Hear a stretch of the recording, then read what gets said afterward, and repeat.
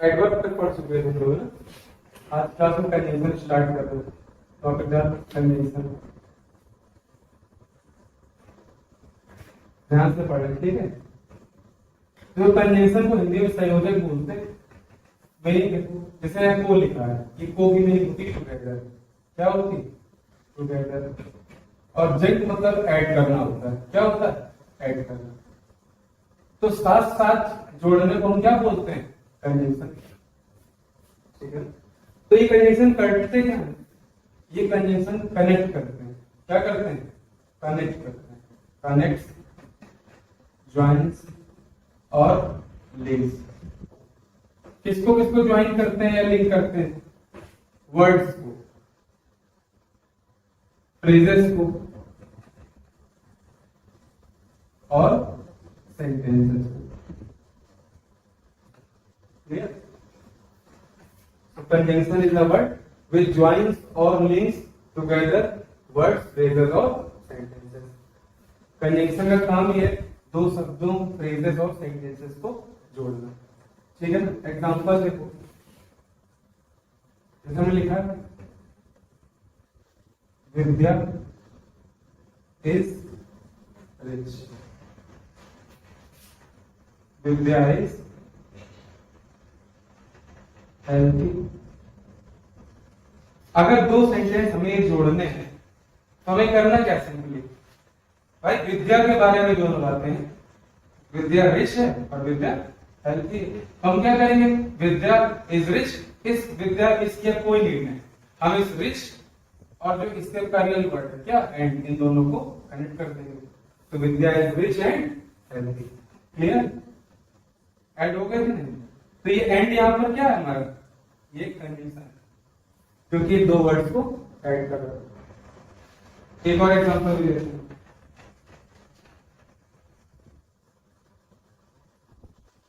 Arif can not buy a car, full stop, he has no money.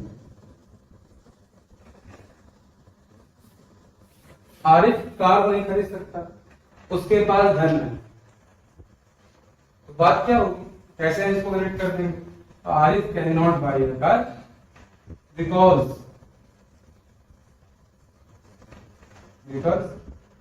He has money.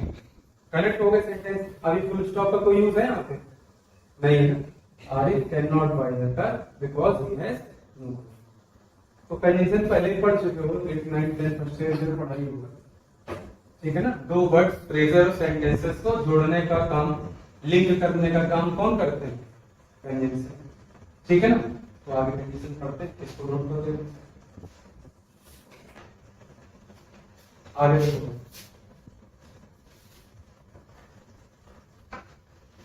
सबसे पहले heading डालो। Heading डालो pair conjunction. Pair conjunction वो जो pair में यूज होते हैं। ठीक है ना? Pair conjunction. और सिर्फ यहीं तक मीनिंग सीमित नहीं है इसकी। पेयर कंजंक्शन का और मीनिंग में हम समझते हैं क्या होता है। ठीक है?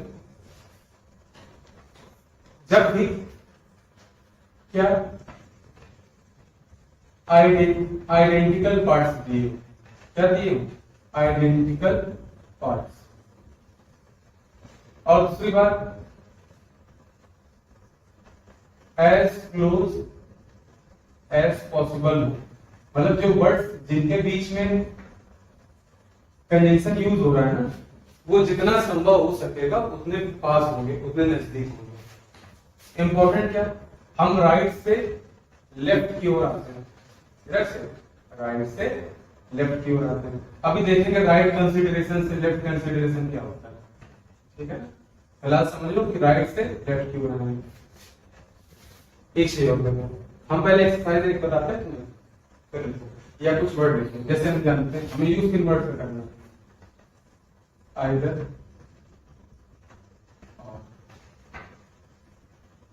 Neither, not, not only but also, या फिर और से जुड़े हुए हैं। ठीक है, इसमें एक इंपॉर्टेंट बात ये है कि जब भी इनको ऐड करते हैं तो किसी नाउन या प्रोनाउन, भाई नाउन प्रोनाउन तो हो ही सकते हैं, क्यों?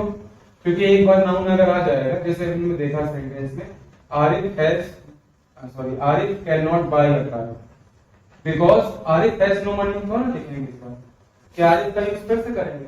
नहीं ना, इस बार ही लगाएंगे ना, तो नाउन के इक्विवेलेंट प्रोनाउन का यूज करते हैं।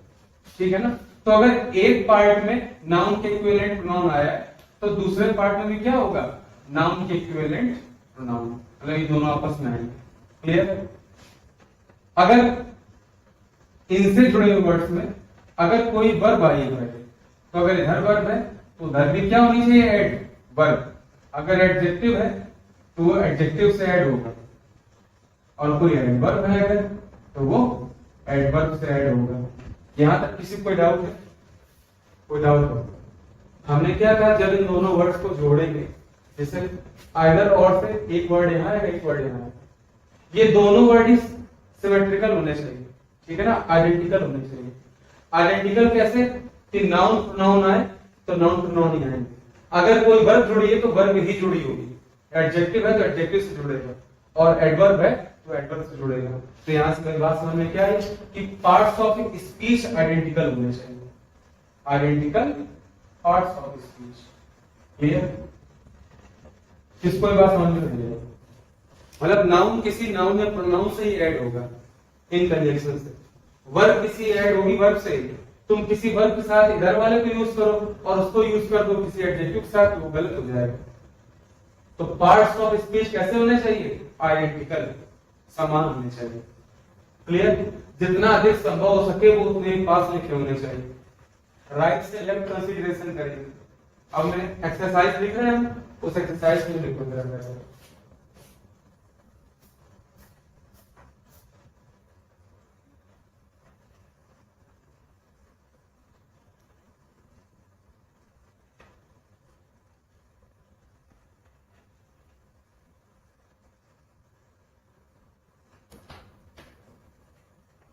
सेंटेंस नोट कर लो, सभी ने सेंटेंस नोट कर लिया?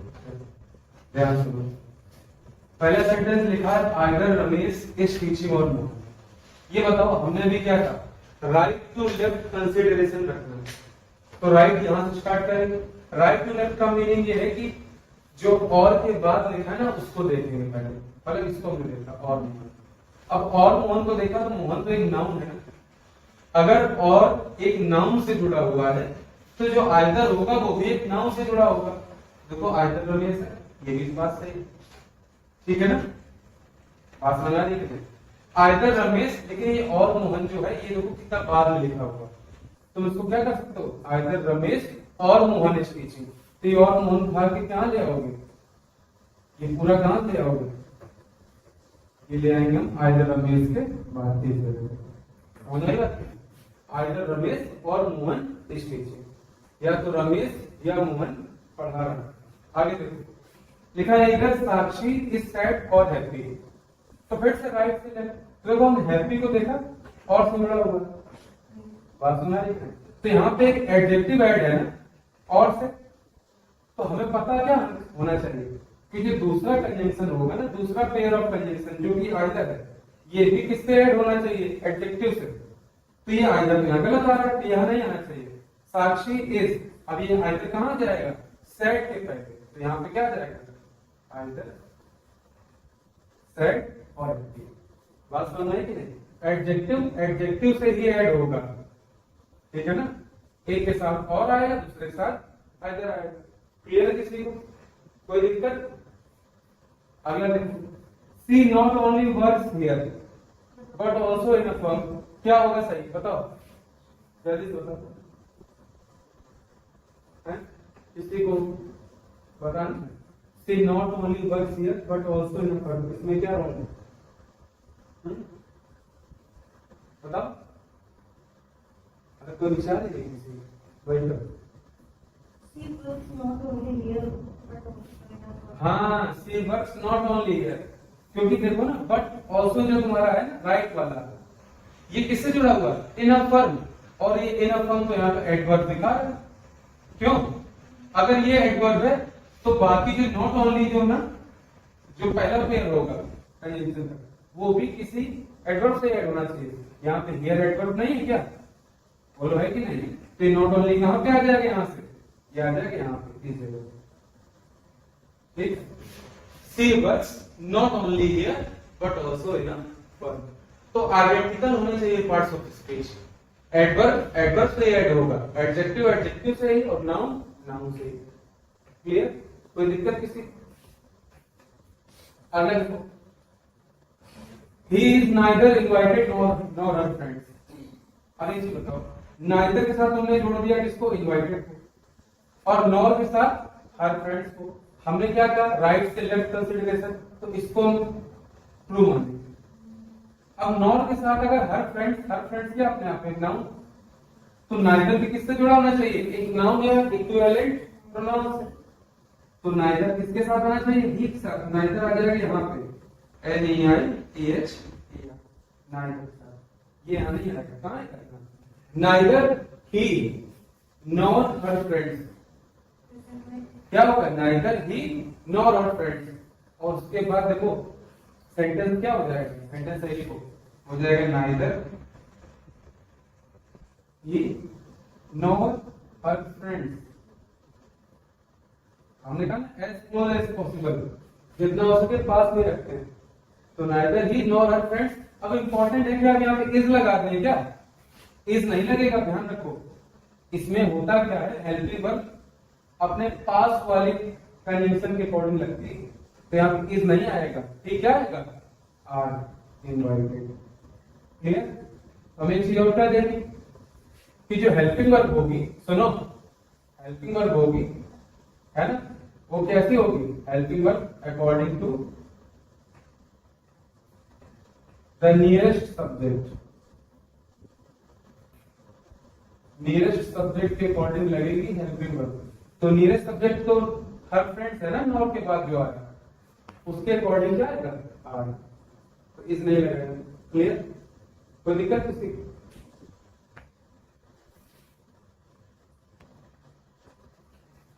जो लिख रहे हैं पढ़ाते समय उनको कुछ नहीं आएगा, पहले हम पढ़ा दें उसके बाद नोट कर लें।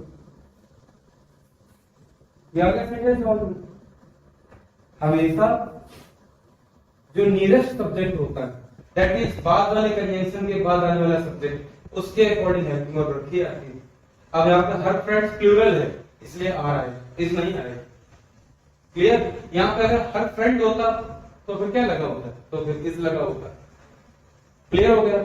इन दोनों को मिला के आर नहीं आया, सिर्फ इसके अकॉर्डिंग आ रहा है। अगर ऐसा रहा होता तो इधर रमेश और मोहन जब लिखा होता तो भी आर लगा होता, नहीं, क्योंकि दो में से किसी एक की बात हो रही है इसलिए सिंगुलर ही लगेगा। ठीक है ना? लेकिन इसलिए सिंगुलर नहीं लगेगा। सिंगुलर किस में लगेगा? क्योंकि नियरेस्ट सब्जेक्ट कैसा है? सिंगुलर। अगर यहां लिखा होता नाइदर दे नॉर रमेश तो इज आता। ये नहीं कि यहां दे आ गया तो आर लग जाएगा, कोई मतलब नहीं, मतलब है पास वाले से, इसीलिए और मोहन के बाद की स्टिचिंग है। क्लियर? क्योंकि मोहन सिंगुलर है इसलिए इज आएगा। अगर यहाँ पे मोहन इसके साथ साथ कोई देम लिखा होता, आइदर रमेश और दे लिखा होता, तो अगर दे लिखा होता तो क्या आ जाता फिर? आर। क्लियर? तो पास वाले सब्जेक्ट के अकॉर्डिंग ही हेल्पिंग वर्ब आएंगे। अगला देखो, Rahul is paying the bills और मी। अब Rahul is paying the bills और मी, तो देखो और मी लिखा होगा। और मी क्या? मी क्या है अपने आप में? प्रोनाउन। तो नाउन का केस ये हो रहा है, यहाँ पे नाउन या प्रोनाउन जो भी तुम समझे, तो किसी नाउन या प्रोनाउन से ऐड करना, सिर्फ एक ही नाउन या प्रोनाउन है। क्या है? राहुल। बिल्स तो निर्जीव है ना, आइडेंटिकल होने चाहिए ना। अगर ये लिविंग है तो लिविंग से कम कर देंगे, लिविंग के साथ आएगा। तो राहुल के अकॉर्डिंग राहुल के साथ आना चाहिए इसको। तो हम और मी को यहां से उठा कहां ले आएंगे? राहुल के बाद इस जगह पे तो हो जाएगा राहुल और मी। नहीं, अब सब्जेक्ट के फॉर्म में लिख रहे हो तो मी नहीं आया, क्या आएगा? और आई, और आई आया तो आई के अकॉर्डिंग क्या होगी? Helping verb. पास वाले के अकॉर्डिंग इज नहीं होगा, क्या होगा? राहुल और I am paying the bills. अब ये और भी यहां तक नहीं आया। क्लियर होगी बात? राहुल और I am paying the bills. अगला डैश यू और I allowed to do this. इस जमाने में भरना है उन्होंने, इसमें भी इसमें। तो देखो पास वाला कौन सा यू है ना, तो यू के अकॉर्डिंग क्या लगना चाहिए? तो आर यू और आई अलाउड टू डू। अगला यू और आई क्या सिलेक्ट करोगे? यू और आई क्या सिलेक्ट करोगे तरह से? एंड, क्योंकि और के बाद आई आ रहा है, नियरेस्ट है, इसके अकॉर्डिंग क्या होगी? हेल्पिंग। तो आई के बाद क्या आ जाएगा? Am allowed to. ये एम होगा, ये दोनों क्या? क्लियर? कोई डाउट किसी को इसमें? तो आइडेंटिकल पार्ट्स ऑफ स्पीच ये ऐड होंगे, जितना अधिक संभव हो सके उनको पास रखेंगे। राइट से लेफ्ट का कंसीडरेशन होगा और हेल्पिंग वर्ब कैसी होगी? नियरेस्ट सब्जेक्ट के अकॉर्डिंग। क्लियर होगी बात? कोई दिक्कत समस्या तकलीफ नोट करो। थर्ड निकाला तुमने है। देखो सबसे पहली बात यहाँ पे इन अ फर्म आया, किसी फर्म में है ना, कंपनी फर्म में, बट ऑल्सो के साथ इन अ फर्म आया। हमने बताया क्या, नॉट ओनली बट ऑल्सो का पेयर होता है, अब ये पेयर कंडीशन है। तो राइट से लेफ्ट कंसीडरेशन पे जाना है। तो राइट वाला कंसीडरेशन क्या कहता है कि बट ऑल्सो के साथ इन अ फर्म आया। अब बट ऑल्सो के साथ इन अ फर्म आया, इन अ फर्म क्या है अपने आप में? एडवर्ब। तो अगर ये एडवर्ब के साथ ऐड हुआ है तो नॉट ओनली भी किसके साथ आएगा? एडवर्ब के साथ। क्या सी एक एडवर्ब है? नहीं, ये तो अपने में प्रोनाउन है, वर्ब है। हियर देखो एडवर्ब है, तो कायदे से बट ऑल्सो अगर एडवर्ब के साथ आया है तो नॉट ओनली भी किसके साथ आएगा? एडवर्ब के। और इसीलिए she works not only here but also in a firm. वह काम करती न केवल यहाँ बल्कि एक फर्म में भी।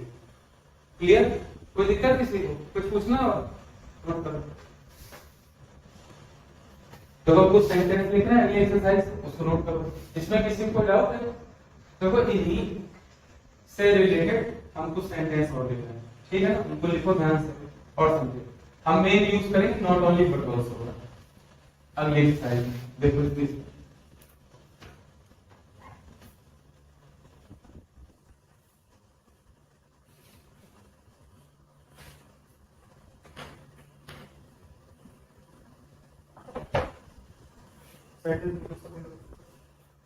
आगे एक्सरसाइज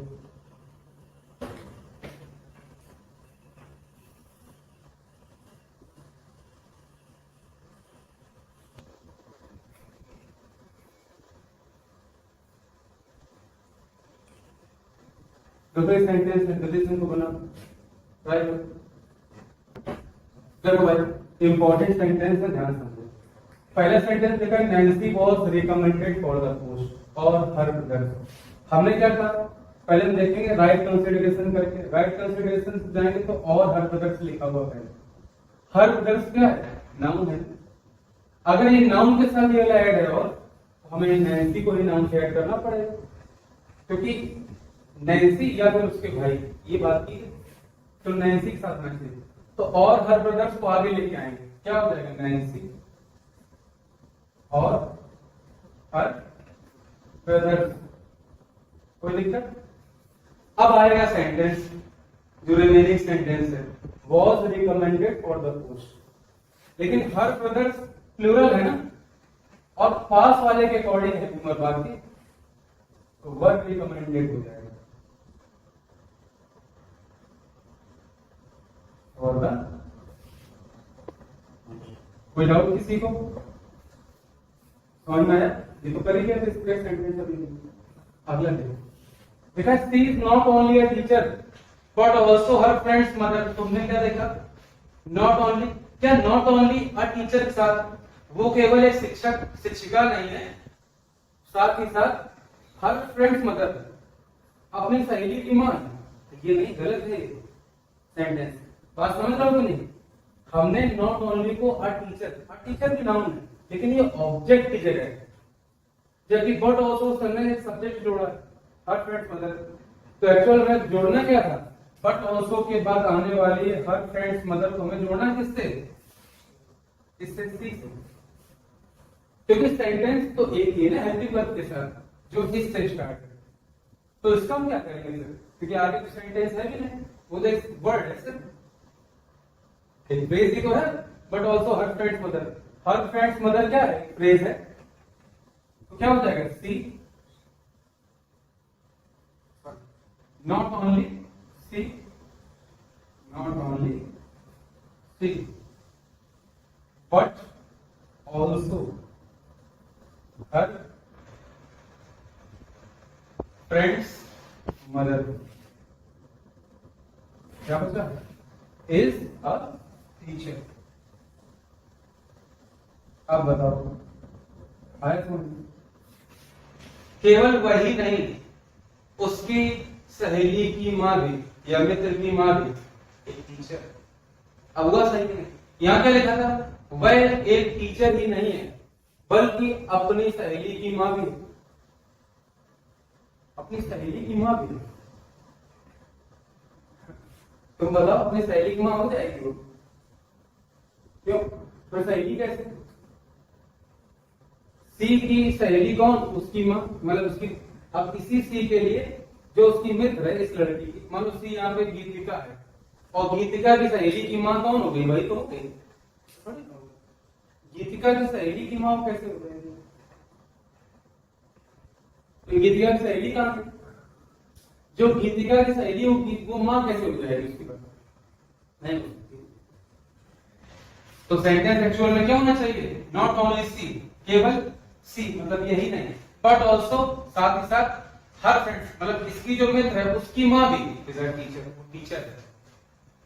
क्लियर? हमने दोनों सब्जेक्ट को जोड़ दिया, नॉट ओनली बट ऑल्सो।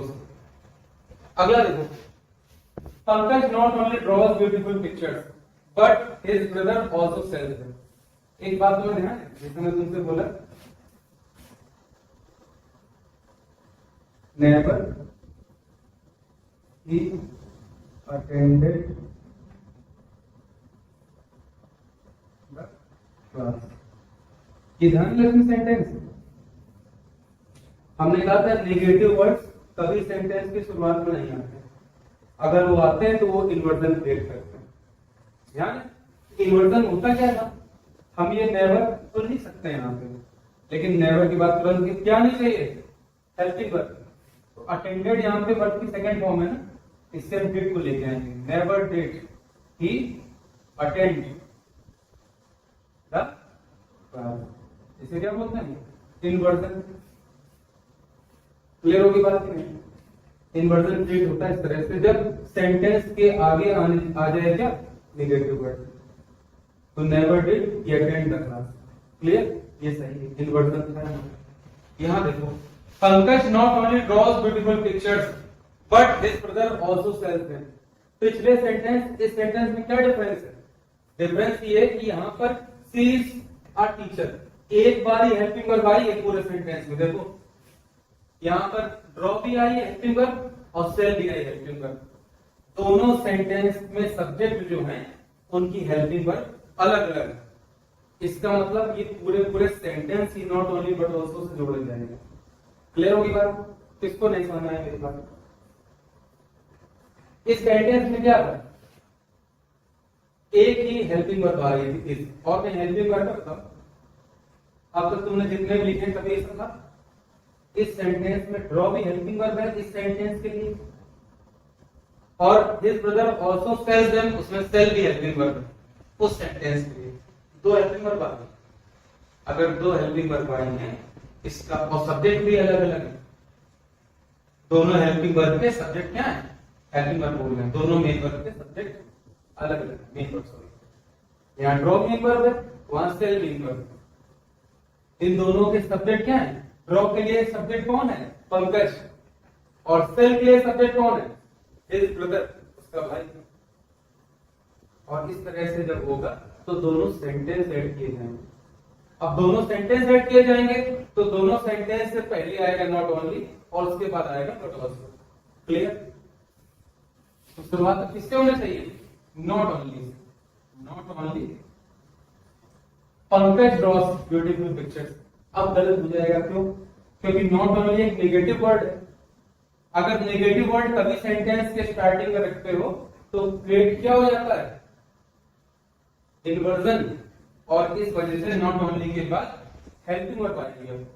तो ड्रॉज में क्या हेल्पिंग वर्ब है, डज नहीं है क्या, डज। अब आएंगे सब्जेक्ट, पंकज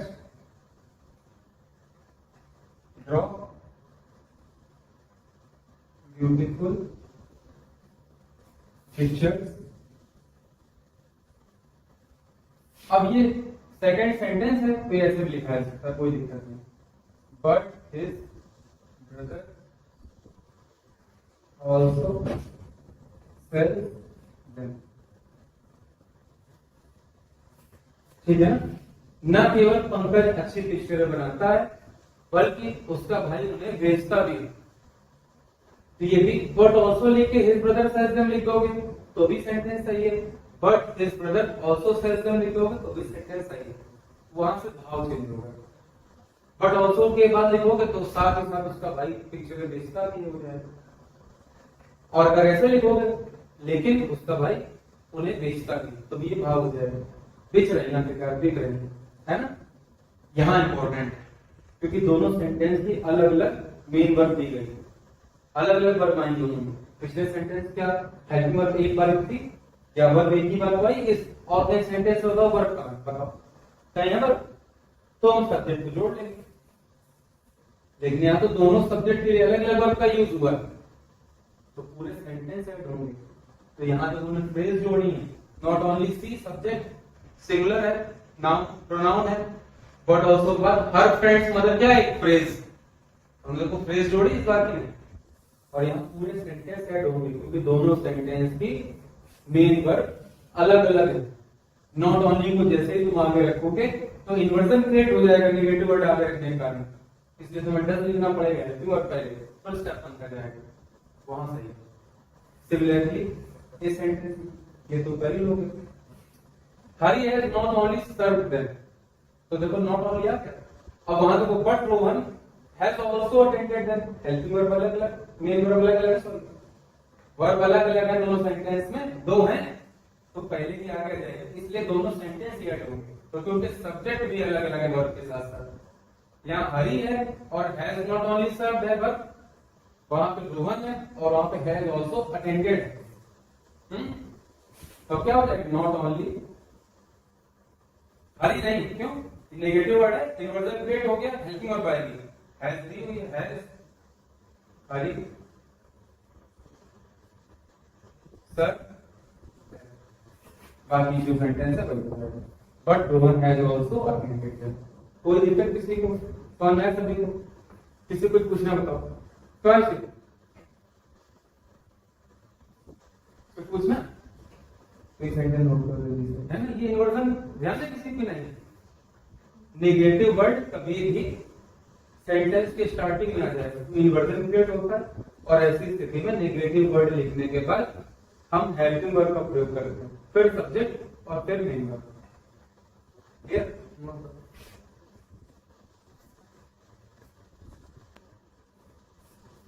अब ये डिसाइड नोट करो, ये समझ में आया सभी को, कुछ पूछना किसी को, पूछना है, ध्यान रखना इस सेंटेंस में और इन दोनों में डिफरेंस यही है कि इसमें एक बार ही वर्ब आई तो हमने सब्जेक्ट को ऐड किया, ठीक है। यहाँ पर दो सब्जेक्ट अलग अलग हैं, दोनों की वर्ब अलग अलग है, इसका मतलब दो सेंटेंस हैं, दो सेंटेंस ऐड होंगे, दोनों सेंटेंस ऐड होंगे तो दोनों सेंटेंस के पहले से नॉट ओनली स्टार्ट होगा, और जैसे ही पहले सेंटेंस के पहले से नॉट ओनली स्टार्ट करेंगे नेगेटिव वर्ड होने के कारण इन्वर्जन क्रिएट होगा, इस वजह से हेल्पिंग वर्ब पहले आएगी उसके बाद भी होगा, बाकी पीछे से मतलब नहीं होता है, ठीक है। दोनों सेंटेंस अभी डाउट है क्या, क्लियर क्यों,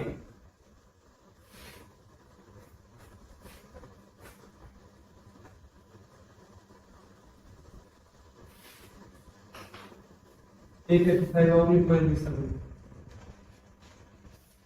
हम सेंटेंस लिख रहे हैं,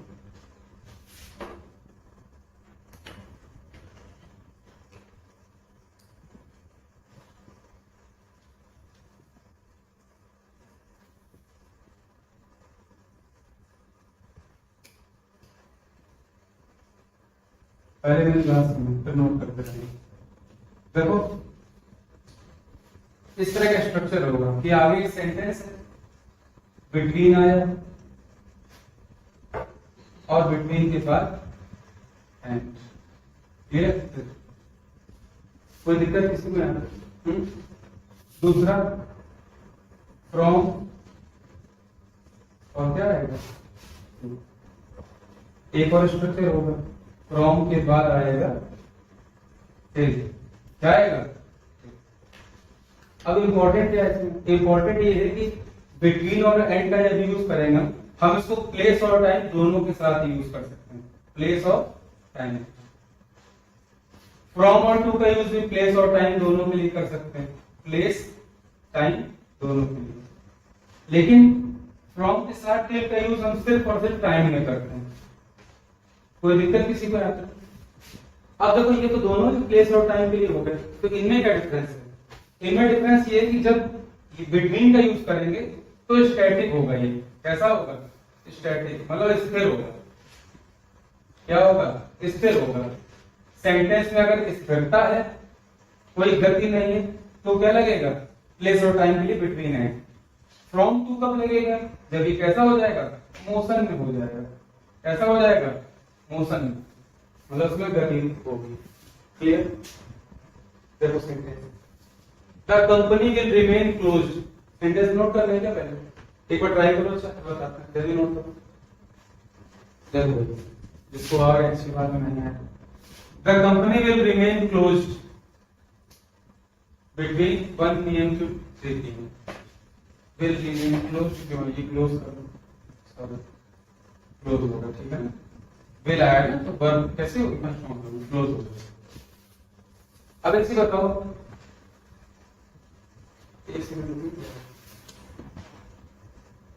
क्लोज ही होगा ना, क्योंकि रिमेन वर्ब इसीलिए चेंज करते हैं इसका। क्लोज ही होगा। ठीक है? तो जो सेंटेंस हमारा the company will remain close between 1 PM to 3 PM, हमारा यूज देखो, बिटवीन का यूज किया है, तो बिटवीन का अगर यूज किया है, हम बिटवीन का यूज कब करते हैं? प्लेस और टाइम में। टाइम दिया है, टाइम का पेयर है ना, 1 PM to 3 PM। टाइम का पेयर नहीं है, अगर टाइम का पेयर है तो हम यूज कर सकते हैं इसको भी और इसको भी, और तीनों को बिटवीन का यूज किया जैसे। लेकिन बिटवीन का यूज कब करते हैं? जब स्टैटिक हो, स्थिर हो। तो देखो the company will remain close है ना, बंद है ना, स्थिर है ना, गति क्या इसमें नहीं है ना, इसका मतलब यूज करेंगे बिटवीन वाला। लेकिन बिटवीन के साथ आता क्या है? एंड। हमने क्या यूज कर दिया यहाँ पे? टू। हमने गलती कर दी, टू नहीं आ रहा। क्या है? तो the company will remain close between 1 PM and 3 PM। ये सेंटेंस सही है। अगला है from Ghaziabad we went till Lucknow by car. अब यहां पर देखो, गाजियाबाद से लखनऊ जा रहे हो ना, गए थे ना, मोशन थी इसमें, और मोशन थी, और देखो ये प्लेस को शो कर रहा है। गाजियाबाद से लखनऊ प्लेस है ना, तो सेकंड एग्जांपल है, तो फ्रॉम और टू का यूज होना चाहिए। तो फ्रॉम गाजियाबाद तो ठीक है, लेकिन यहाँ टिल का यूज कर दिया, टिल नहीं होगा। क्या होगा? टू लखनऊ। और हमने तुम्हें क्या बताया था? जितना हो सके पास रखते हैं। तो सेंटेंस एक्चुअल में होना क्या चाहिए? या तो फ्रॉम गाजियाबाद कॉमा लगा लो तो सही है, लेकिन करेंगे क्या? वी वेंट, ये फ्रॉम गाजियाबाद यहां से हटाओ, इसको हम यहां से कहां ले जाएंगे? यहां से कट करेंगे, इसको कहां पेस्ट कर देंगे? वी वेंट टू लखनऊ, और यहां पर लगा देंगे। यहां लगा दो, चाहो तो यहां भी लगा सकते हो, तो भी सही। दोनों जगह ही, ये यहाँ पे भी सही और यहाँ पर भी सही। Clear? We went from Ghaziabad to Lucknow by car, ये भी सही है, और we went to Lucknow from Ghaziabad by car, वो भी सही। क्लियर? कोई दिक्कत तो नहीं किसी को? अगर Ravi work here from 2012 till 2020। अब देखो टाइम की बात आ रही है ना, इसमें स्टैटिक होना चाहिए ना, मोशन होना चाहिए, कोई मतलब ही नहीं। टिल का यूज किया गया है और आगे फ्रॉम, सेंटेंस क्या है? रवि ने यहां काम किया 2012 से 2020 तक, सही है? तो टिल लगा तो भी सही। और अगर Ravi work here from 2012 to 2020 कर दो तो भी सही होगा, लेकिन तो उसमें क्या हो जाएगा? 2012 से 2020 तक तुमने वहां पे गति को माना फ्रॉम के साथ, मोशन को है ना कंसीडर किया है, तो टिल भी सही, यहाँ पर टू भी सही, टिल लगा इसलिए टिल भी सही, 2020 तक बोल दिया। ठीक, अगला Ayushi is sitting from Lakshmi and मानवी।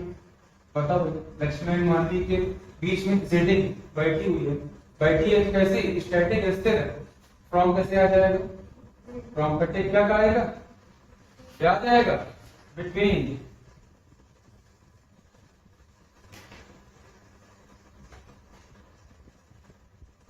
Ayushi is sitting between Lakshmi and मानवी। किसी कुछ दिक्कत है इसमें, कुछ पूछना, बताओ मानवी, कोई दिक्कत आ रही है, पूछना है कुछ तुम्हें? ठीक है, तो आगे देखो, गिरफ्तार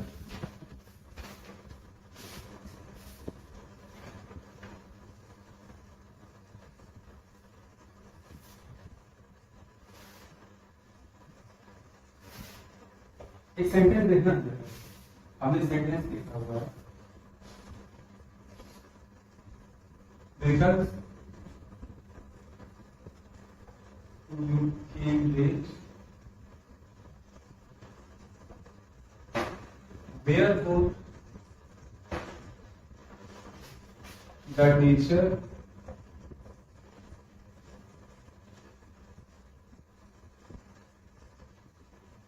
marked you absent। ये सेंटेंस लिखा मैंने, ठीक है, क्योंकि तुम लेट आए इस कारण से टीचर ने तुम्हें absent मार्क कर दिया, है ना। ये चीज बताओ, अब इस सेंटेंस में यहां पर देखोगे तो बिकॉज क्या हमारा कंजंक्शन बोलो है कि नहीं, और इस सेंटेंस में देखोगे तो देयरफॉर यहां पर कंजंक्शन बोलो है कि नहीं। क्या दो कंजंक्शन हो सकते हैं? अगर इंग्लिश में तो इसको हिंदी में देखोगे तो क्या लिखा, क्योंकि तुम देर से आए इस कारण से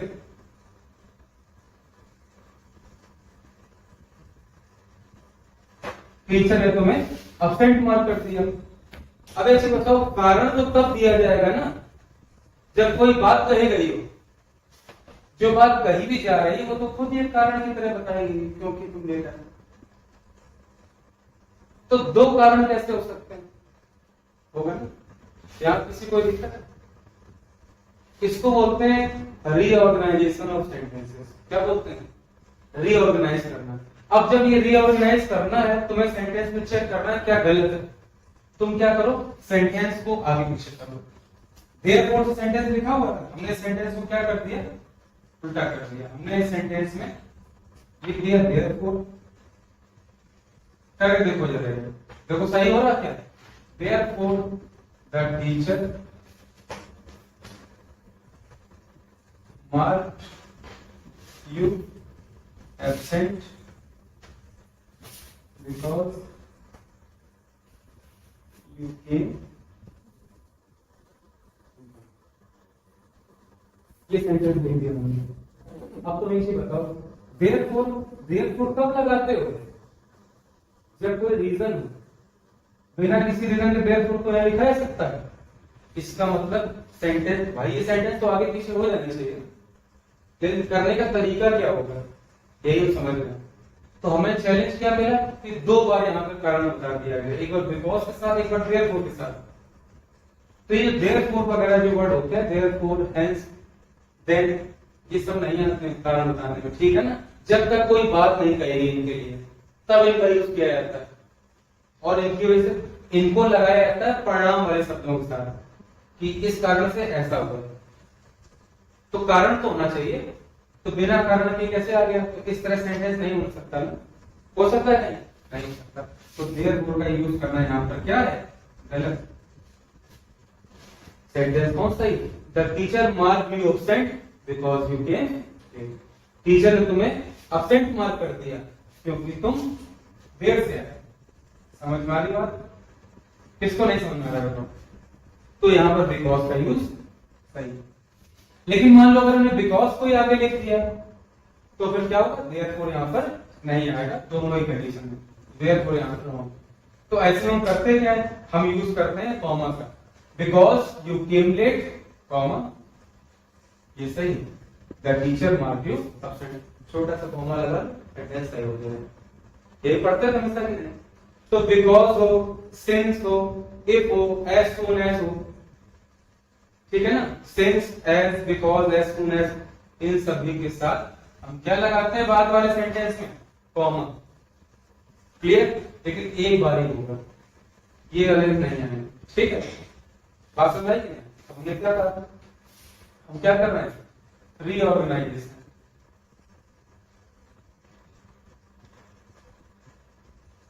ऑफ सेंटेंसेस। कोई दिक्कत है आपको किसी को, बात समझ आई? तो इसमें हम करेंगे क्या, सिंपली हम क्या करेंगे, सेंटेंस जो लिखे हुए हैं उनको कॉमा से ऐड कर देंगे। क्लियर, यहां जो सेंटेंस लिखा हुआ होगा उसमें क्या कह सकता है, बिकॉज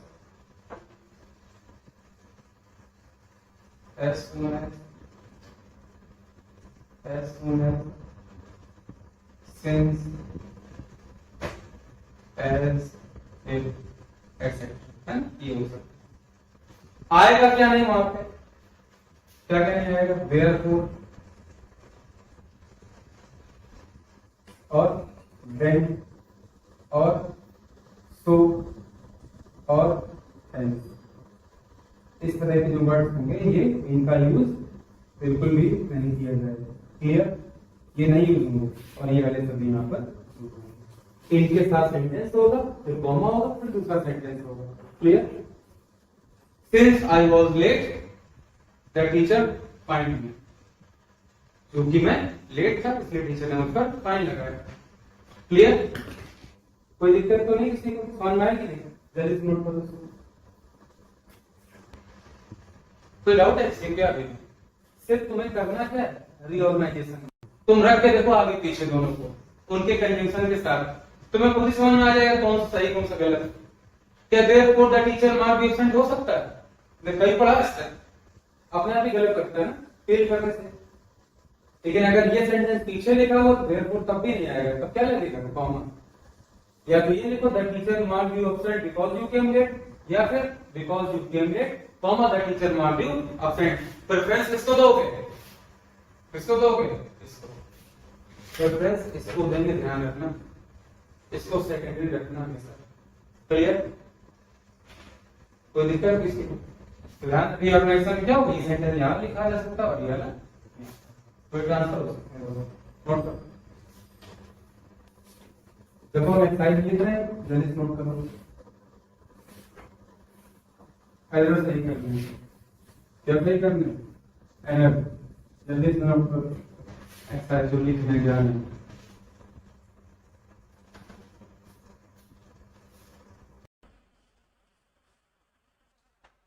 नोट करो एक्सरसाइज।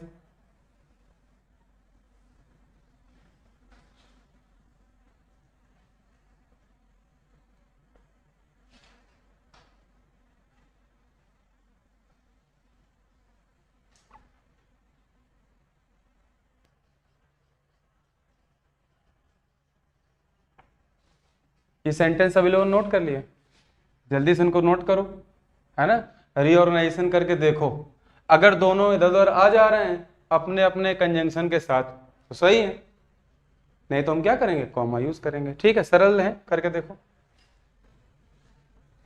मानवी कर लिए, देखो लिखा है एस फ्रांसी केम हियर। अब देखो तुम एस फ्रांसी केम हियर इसको पीछे करो, सो एवरीवन वाज सरप्राइज्ड, सही बचेगा फिर, नहीं, इसलिए सभी लोग आश्चर्यचकित हो गए, क्या इससे शुरुआत हो सकती, नहीं, जबकि तुमने पहले से ही रीजन दे रखा है कि एस फ्रांसी केम हियर, क्योंकि फ्रांसी यहां आई सभी लोग सरप्राइज हो गए, कारण तो पहले ही, तो दो बार कंजंक्शन यही यूज होगा, इसलिए हम इस सो को हटा के यहां क्या लगा देंगे, कॉमा। क्लियर, ऐसे ही सेकंड में since Manpreet was ill, hence नहीं आएगा, क्या आएगा, comma. Clear, if it rains then I will cancel the bus tickets, if it rains यदि बारिश होती है तब नहीं, कोई जरूरत नहीं, कॉमा, रीऑर्गेनाइजेशन करो, इसको आगे लिख दो, I will cancel the bus tickets if it rains. सही है, बात समझ में आ रही कि नहीं? I will cancel the bus tickets, मैं बस टिकट कैंसिल कर दूंगा यदि बारिश होती। क्या बताओ, हिंदी में कुछ भी गलत है इसमें समझने में, इंग्लिश में भी गलत नहीं है ना? लेकिन अगर देन लगा के बोलते हो, then I will cancel the bus tickets, तो फिर तो मैं टिकट कैंसिल कर दूंगा यदि बारिश होती, तो फिर लगाने की जरूरत नहीं है, तो लगाने की आवश्यकता नहीं है, इसलिए देन यहां से हट जाएगा। व्हेन मानवी अराइव्ड, जब मानवी पहुंची, अराइव हुई, आगमन हुआ उसका। Then she will prepare the food, जब कंडीशनल पहले से व्हेन मानवी अराइव्ड, तो दोबारा जोड़ने के लिए हम किसका यूज करेंगे? कॉमा का, ना कि देन का, क्योंकि रीऑर्गेनाइजेशन में ये आगे नहीं लिख सकते हो देन के साथ, गलत है। अगला, as soon as the bell rang, जैसे ही बेल बजी। एट दैट टाइम, कोई नीड नहीं, एट दैट टाइम नहीं लगेगा, कॉमा, बेल, जैसे ही बेल बजी सभी बच्चे प्रेयर के लिए आए। जैसे ही बेल बजी, जब पहले से टाइम के लिए तुम बता रहे हो तो उस समय बोलने की क्या हो सकता है? जैसे ही बेल बजी सभी बच्चे प्रेयर के लिए आए। तो इन्वर्जन में, सॉरी रीऑर्गेनाइजेशन में क्या करना है हमें? दोनों सेंटेंस को आगे पीछे करके देखना है उनके कंजक्शन के साथ, तुम्हें खुद ही समझ में आ जाएगा किसमें वो गलत है ना? तरीका याद रखना। तो देखो, एस प्रांत, जो कारण होगा वो पहले होगा, उसका इफेक्ट जो होगा वो पीछे होगा। क्लियर? यदि बारिश होती तो क्या होगा? बस टिकट कैंसिल होंगी। तो यदि बारिश होती है मैं टिकट कैंसिल कर दूंगा, बस इतना बोलना है। फिर मैं टिकट कैंसिल कर दूंगा, ये अपने आप में सुपर फ्लॉस है, कोई नीड नहीं उसको बोलने की। ठीक है, कोई समस्या किसी को? नोट कर लो, आगे बढ़े। देखो, इसके बाद हम सच और सेम का यूज सीखेंगे। किसका? सच एंड सेम का। हम एक्सरसाइज लिखेंगे पहले, ठीक है ना? पहले एक्सरसाइज नोट करो, फिर उसके बाद हम बताते हैं क्या क्या करना है, ठीक है ना? लिखो एक्सरसाइज।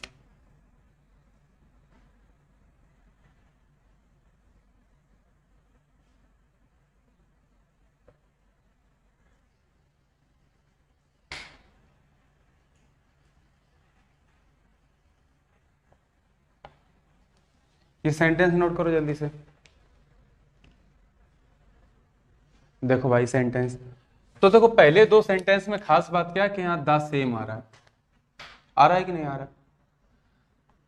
तो अगर जब भी द सेम के साथ सेंटेंस आ रहा हो प्रिंसिपल क्लॉज में, तो उसके बाद तुम्हें एज और दैट में एक चूज करना होगा। दोनों ही सही है, लेकिन अपनी अपनी कंडीशन में। दैट किस कंडीशन में सही है? जब दैट के बाद फॉलो कर रहा हो एक सेंटेंस, समझ रहे हो? दैट के बाद जो आ रहा हो वो पूरा पूरा सेंटेंस हो, तो फिर दैट सही है सेम के साथ। और दूसरी कंडीशन में एस कब सही होगा? जब सेंटेंस ना होकर कोई एक शब्द दिया हो या कोई फ्रेज हो। फ्रेज मतलब ग्रुप ऑफ वर्ड्स। बात समझ में आई कि नहीं? तो सेम का यूज हम कब करते हैं? जब दैट तब लगाएंगे जब पूरा सेंटेंस होगा दैट के बाद। सेंटेंस क्या? Subject plus verb plus object, है ना? और एस का यूज तब करेंगे जब आगे आने वाला कोई शब्द होगा या एक फ्रेज होगी, शब्दों का समूह। ठीक है ना? अब देखते हैं जरा पहली एक्सरसाइज। पहले दोनों सेंटेंस देखो, दोनों में सेम आ रहा है। हमने कहा कि हम लेफ्ट से राइट कंसिडरेशन पे जाएंगे, तो देखो यहाँ पे 10 सेम मिला दोनों जगह। जब यहां ये मिला तो देखो आई हैड था ना, आई हैड क्या है मेरा? एक सेंटेंस है ना, सब्जेक्ट और वर्ब आ रही इसमें, नहीं आ रही? अगर सब्जेक्ट और मेन वर्ब आ रही है इसमें, तो हम सब्जेक्ट और मेन वर्ब लिखा है और सेम भी दिख गया हमें, तो हम क्या चूज करेंगे? दैट। बात समझ में आई कि नहीं? अब यहाँ पे एस क्या है? रॉन्ग। क्लियर? भाई यहां से हमने सेम देखा और यहां से हमने सेंटेंस देखा, और दोनों के हिसाब से क्या सही था मेरा? दैट। मेरा रूल क्या कहता है कि आई हैड आया है तो हम दैट का यूज करेंगे सेम के साथ। अगली बार देखो द सेम आ रहा है फिर से, लेकिन एज और दैट के बाद आ क्या रहा है? योर्स। ये तो एक वर्ड है ना। मीनिंग क्या? Lakshmi found the same house. Lakshmi ने सेम वही घर पाया as that yours, as yours, जैसे कि तुम्हारा है। समझ रहे हो कि नहीं? तो योर्स तो अपने आप में एक शब्द है ना, एक वर्ड है ना सिर्फ, क्या इसमें सेंटेंस है? नहीं है ना, इसलिए अब क्या यूज करेंगे? एज। अब ये एस सही है, अब ये दैट क्या है यहाँ पर? रॉन्ग। ठीक है ना? लेफ्ट टू राइट कंसिडरेशन करते हैं, पहले देखा सेंटेंस है, फिर देखा यहाँ सेम भी लिखा हुआ है, हमने क्या तुरंत लगा दिया इसमें? दैट। और यहाँ पर योर्स है, एक वर्ड है, तो हमने द सेम के साथ क्या लगा लिया? एज। तब दैट गलत हो जाएगा। कोई डाउट किसी को? कोई समस्या? अगले देखो 4 सेंटेंस। इन सेंटेंस में देखो हमें क्या वर्ड मिल रहा है? मेन सच। देखो सच है ना, हर जगह सच आ रहा है। तो जब भी सच आता है, क्या आता है? सच। तो इसमें भी दोनों कंडीशन है, एक दैट वाली है और एक एज वाली। अगर दैट वाली कंडीशन फॉलो होगी, वो कब फॉलो होगी? जब दैट के बाद जो भी सेंटेंस आ रहा हो, या दैट तब लगाएंगे हम जब सच वाला सेंटेंस और दैट के बाद आने वाला सेंटेंस दोनों कॉज और इफेक्ट को शो कर रहे हो। किसको? कॉज और इफेक्ट, कारण और परिणाम को दिखा रहा हूं। किसको नहीं आया बताओ? सच के बाद दैट कब लगाएंगे? जब दोनों ही सेंटेंस कॉज और इफेक्ट शो कर रहे हो, एक कारण हो, दूसरा उस कारण का परिणाम हो।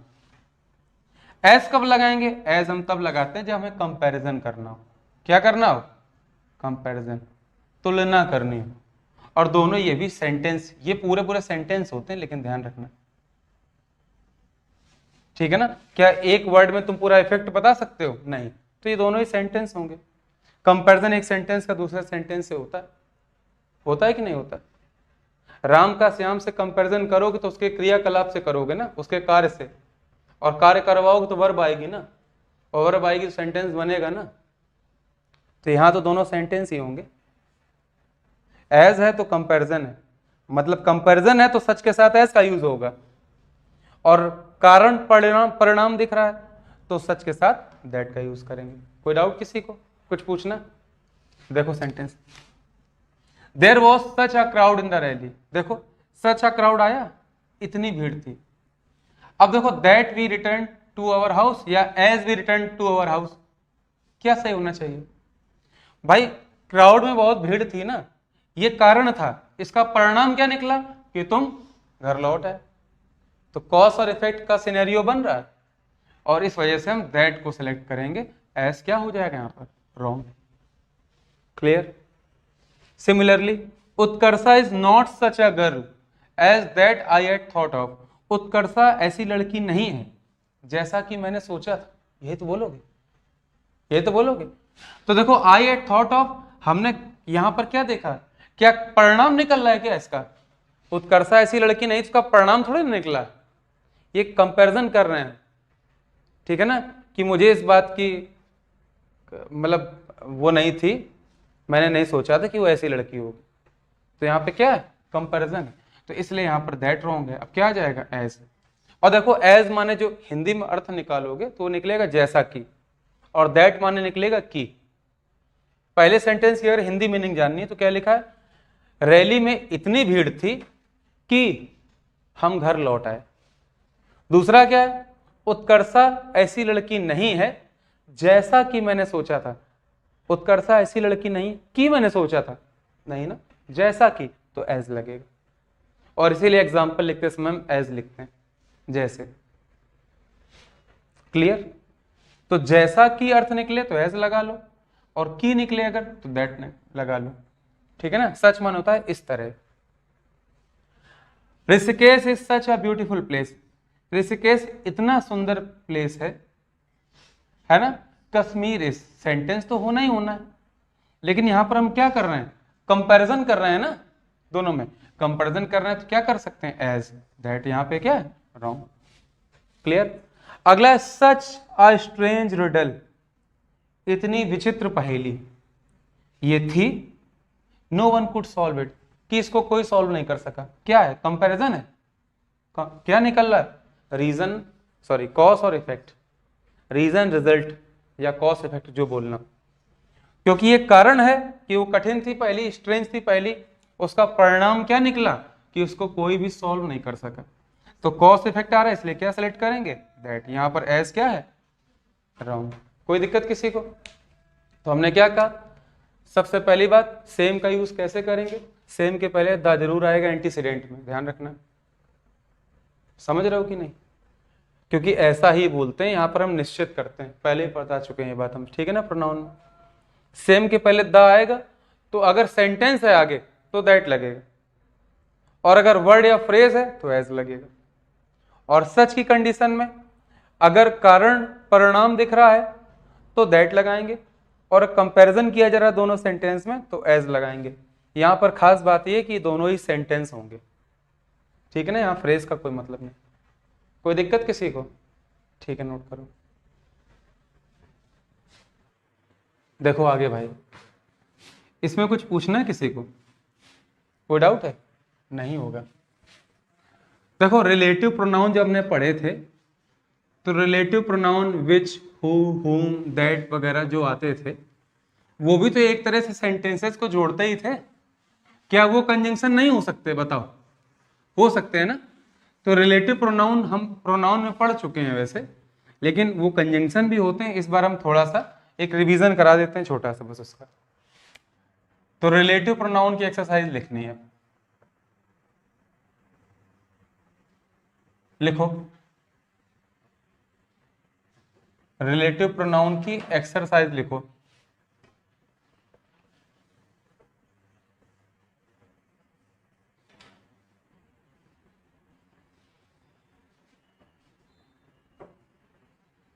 तो देखो रिलेटिव प्रोनाउन पहले से पढ़ चुके हो है ना तुम लोग, हम फिर भी बता देते हैं, ठीक है।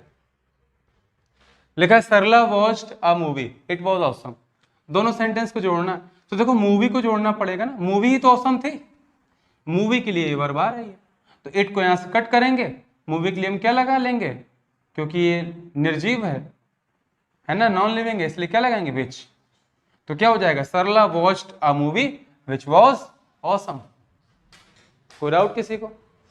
अगला देखो, Ayushi bought a necklace, its price was around ₹2 lakhs। Lakshmi बताओ क्या होगा सेंटेंस सही, बताओ। Ayushi bought a necklace, its price was around ₹2 lakhs, क्या होगा? Which price? बस यही, बस ये रिवीजन नहीं करोगे तो यही होगा। कोई बताना चाहेगा सही? अरे भैया हमने क्या बताया अभी, उस समय क्या बताया था, ये नेकलेस है, यहां मूवी थी, मूवी ही तो औसम थी, मूवी के लिए वर्ब आ रही थी। लेकिन नेकलेस 2 लाख के अराउंड नहीं था, उसका प्राइस 2 लाख के अराउंड था। तो सीधे सीधे नेकलेस को हम बहुत से नहीं जोड़ सकते हैं, ये प्राइस बीच में पड़ गया, तो इस प्राइस को हम आगे ले आएंगे द के साथ, the price of which, it's price यहां से कट जाएगा, नेकलेस के बाद क्या आएगा, the price of which was around ₹2 lakhs। क्या ये नहीं बताया था? अब रिवाइज नहीं करोगे तो क्या नहीं। They did everything, it can help अस। अब लिखा है दे डिड एवरीथिंग, एवरीथिंग आ गया ना, ध्यान है, एवरी, नो, ठीक है ना, और एनी, ये सभी, ये सुपरलेटिव डिग्री का एडजेक्टिव हो, हमेशा इनके साथ हम क्या यूज करते थे, क्या यूज करते हैं लक्ष्मी, दैट करते थे कि नहीं। They did everything that can help us, clear. Such, any, no, every and superlative degree का एडजेक्टिव, ये वो कैटेगरीज हैं जिनके साथ हम दैट का यूज करते थे, पढ़ाया था कि नहीं, और ना रिवाइज करो। अगला Manavi will meet him, I think he was an engineer. अब देखो मानवी इससे मिलेगी ना, हिम से, और यही व्यक्ति इंजीनियर है, तो ऐसे में क्या होता है, ये I think, he found, they think, ये सभी एक्स्ट्रा लगा दिए जाते हैं बीच में, इनका कोई मीनिंग नहीं। मैं सोचूं चाहे ना सोचूं, वो इंजीनियर तो है ही है, तो इसलिए आई थिंक से कोई लेना देना नहीं, कट नहीं होगा यहां से, इससे मतलब नहीं है। ये जो हिम होगा ना, ठीक है ना, इसके अकॉर्डिंग आएगा, तो हिम को हम जोड़ेंगे, यही वर्ब है, तो इसके लिए हम क्या लगा देंगे, हु, और जब हु लगा दिया है तो इस ही की कोई नीड नहीं, सेंटेंस कहां पहुंच जाएगा, हु वॉज एन इंजीनियर। तो Manavi will meet him who I think was an engineer.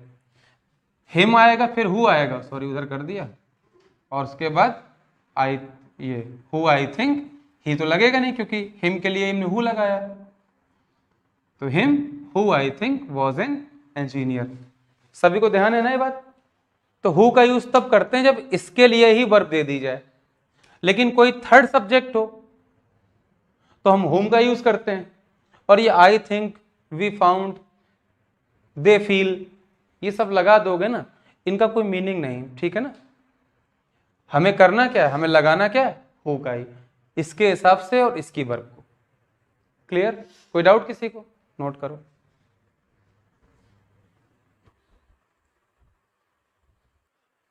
Note कर लिया? देखो इसके बाद हमें इन्वर्जन देखने फिर से, ठीक है ना। इन्वर्जन नेगेटिव एडवर्ब के लिए, ठीक है। तो इन्वर्जन में हम करते क्या है, क्या करते थे, हम पहले एक एडवर्ब लिखते थे, है ना, नेगेटिव एडवर्ब, उसके बाद हेल्पिंग वर्ब का यूज करते हैं, फिर सब्जेक्ट, फिर उसके बाद मेन वर्ब, और फिर उसके बाद जो भी बचा हुआ। क्लियर? यही तो करते हैं। तो जैसे अगर कभी मेरे पास जैसे ये वर्ड आ गया, जैसे हार्डली, रेयरली, बेयरली, स्केयर्सली, ठीक है ना। अगर ये वर्ड दिए हुए हैं तो हम करते क्या है, इन सभी के साथ हम यही स्ट्रक्चर यूज करते हैं। तो इसमें आ क्या क्या सकता है, इसमें तुम्हारा आ सकता है इनके बाद तुम्हारा आ जाएगा हैड, हैज, हैव, ठीक है ना, इनमें से कोई, प्लस क्या हो गया, सब्जेक्ट, और प्लस मेन वर्ब, यही तो होगा। लेकिन कभी भी इनके साथ ध्यान रखना विल, सेल और वुड वगैरह नहीं आते हैं जो फ्यूचर को रिप्रेजेंट करें। कभी भी इनके साथ फ्यूचर नहीं आता। बमुश्किल तो इनका मीनिंग क्या होता है, ना के बराबर, मुश्किल से, है ना, कभी कभार, यही तो इनकी मीनिंग है चारों की। और इनकी मीनिंग ही चारों है, तो इनकी चारों की मीनिंग या तो पास्ट के किसी सेंटेंस में यूज होती है या करंट के किसी सेंटेंस पे, है ना, प्रेजेंट के। लेकिन कभी फ्यूचर के किसी सेंटेंस टेंस के साथ इनको हम यूज नहीं करते, ठीक है ना। मतलब हम करेंगे क्या, इनके साथ अगर हमें यूज करना है तो हमें इस फॉर्म में, इन सभी फॉर्म में सेंटेंस यूज करना है ना, ये कर सकते हैं, ठीक है ना। अगर हैज हम पूरा लिखना चाहें अगर, तो हैज, हैव, हैड के साथ हम क्या यूज कर सकते हैं बताओ। इनके साथ हम क्या यूज करेंगे, सब्जेक्ट, क्यों, प्लस वर्ब की थर्ड फॉर्म, यही तो कर सकते हैं। साथ साथ क्या आ सकता है मेरा, डिड आ सकता है, डिड भी हम यही लिख दे रहे हैं, ठीक है ना। क्या आ सकता है, डिड आ सकता है, लेकिन डिड के साथ क्या आएगा, डिड के साथ क्या आएगा, हमारी आ जाएगी सब्जेक्ट और प्लस वर्ब की फर्स्ट फॉर्म। डिड आ सकता है, और क्या आ सकते हैं, डू डज भी आ सकते हैं, नहीं आ सकते हैं। तो डू डज डिड के साथ सब्जेक्ट आएगा और वर्ब की फर्स्ट फॉर्म आएगी। क्लियर? इनके बाद ऐसे ही हैज, हैव आएंगे, फिर सब्जेक्ट और वर्ब की थर्ड फॉर्म आएगी। लेकिन ये कभी भी यूज नहीं होते इनके साथ। बात समझ रहे हो कि नहीं? ये कभी भी यूज नहीं होंगे। भूलोगे क्या ये बात? नहीं। अब आगे ये सेंटेंस के स्टार्टिंग हो गया इन्वर्जन। अब ये इन्वर्जन जब क्रिएट हो गया तो इन्वर्जन के बाद हम क्या करते हैं, मेरे पास आगे जाके इस सेंटेंस के बाद कॉमा लगा के दूसरा सेंटेंस हमें लिखना है।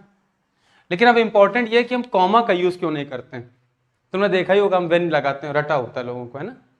लेकिन वेन क्यों लगाते हैं? क्योंकि तुम अच्छे से जानते हो हार्डली, रेयरली, बेयरली, स्केर्सली, ये सभी क्या है, एडवर्ब ऑफ फ्रीक्वेंसी।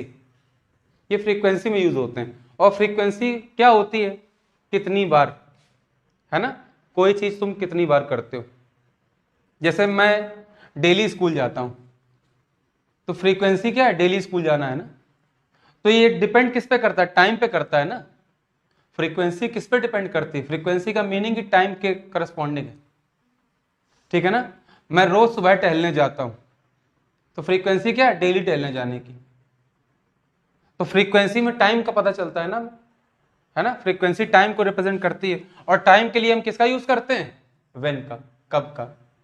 करते कि नहीं करते हैं? और इसी वजह से यहां पर हम इसको ना यूज करके क्या यूज करते हैं? व्हेन का। ठीक है ना? फिर ये सेंटेंस होगा, ये आएंगे, फिर उसके बाद व्हेन और फिर अगला सेंटेंस। क्लियर? कोई डाउट किसी को? हम एक्सरसाइज लिख रहे हैं, वो एक्सरसाइज ध्यान से जल्दी से नोट करो पहले सभी लोग। एक्सरसाइज लिखो।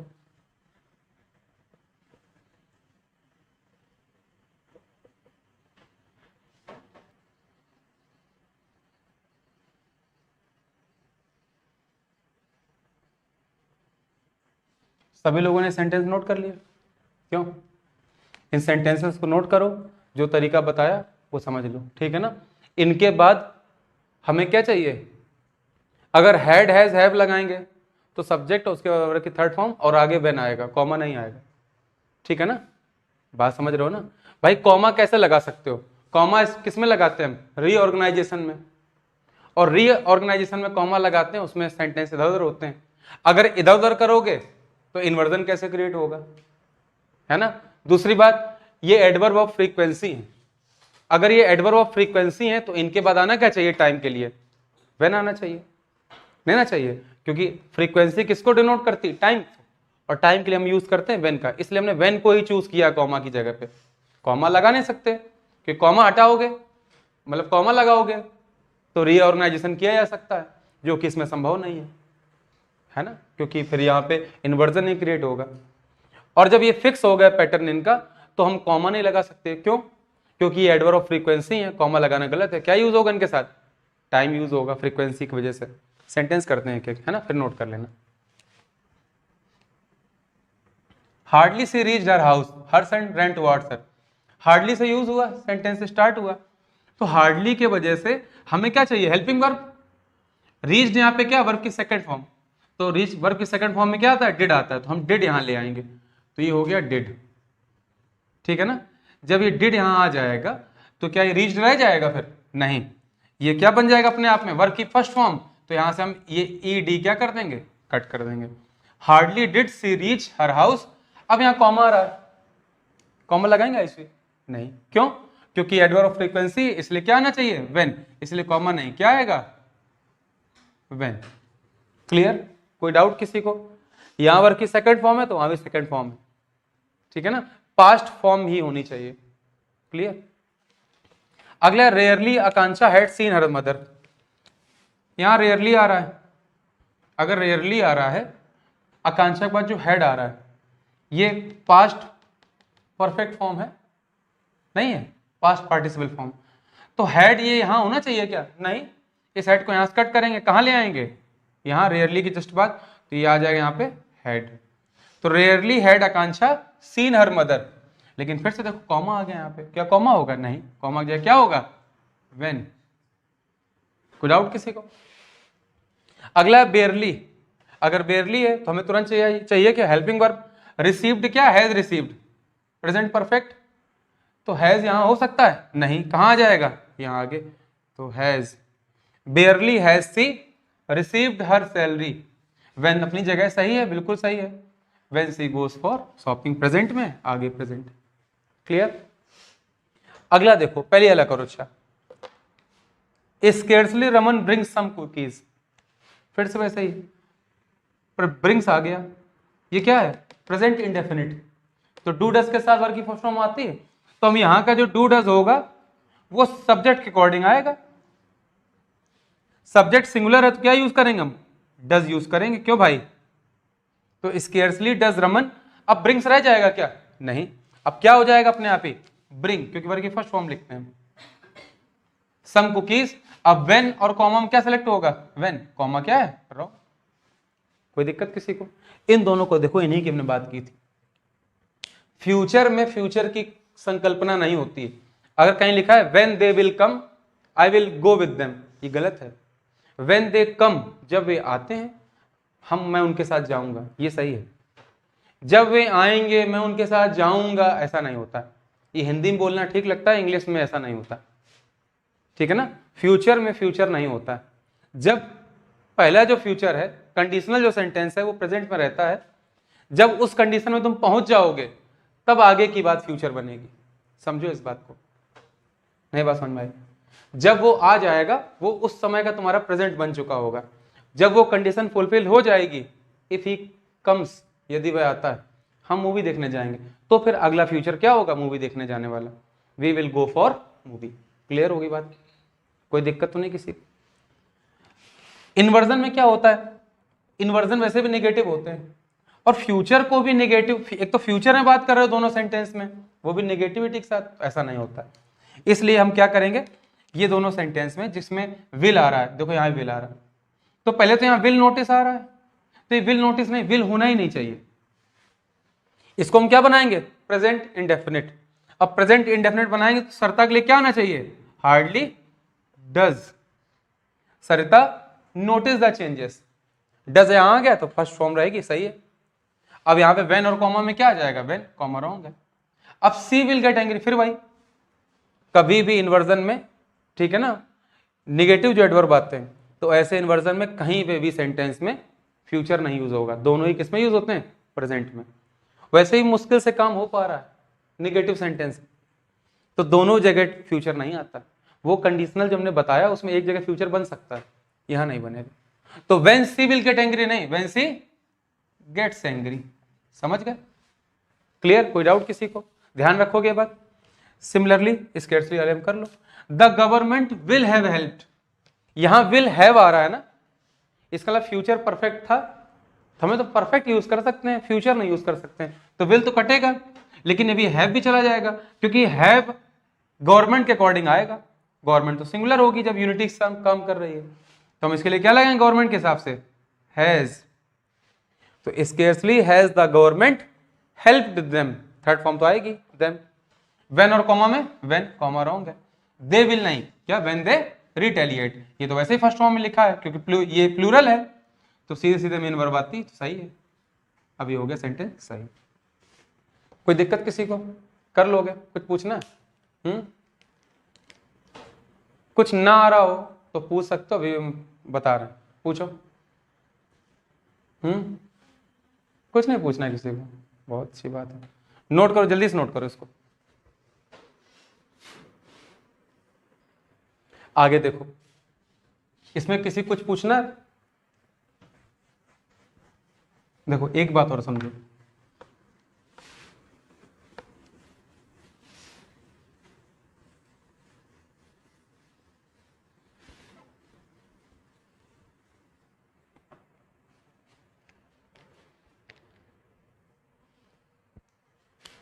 एक सेंटेंस लिखा है, नो सूनर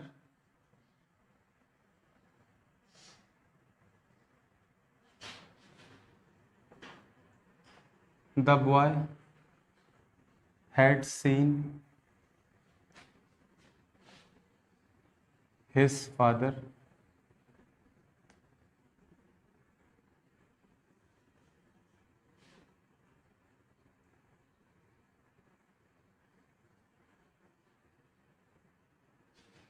अब कॉमा व्हेन देन, इनमें से कुछ एक सेलेक्ट करना है। he ran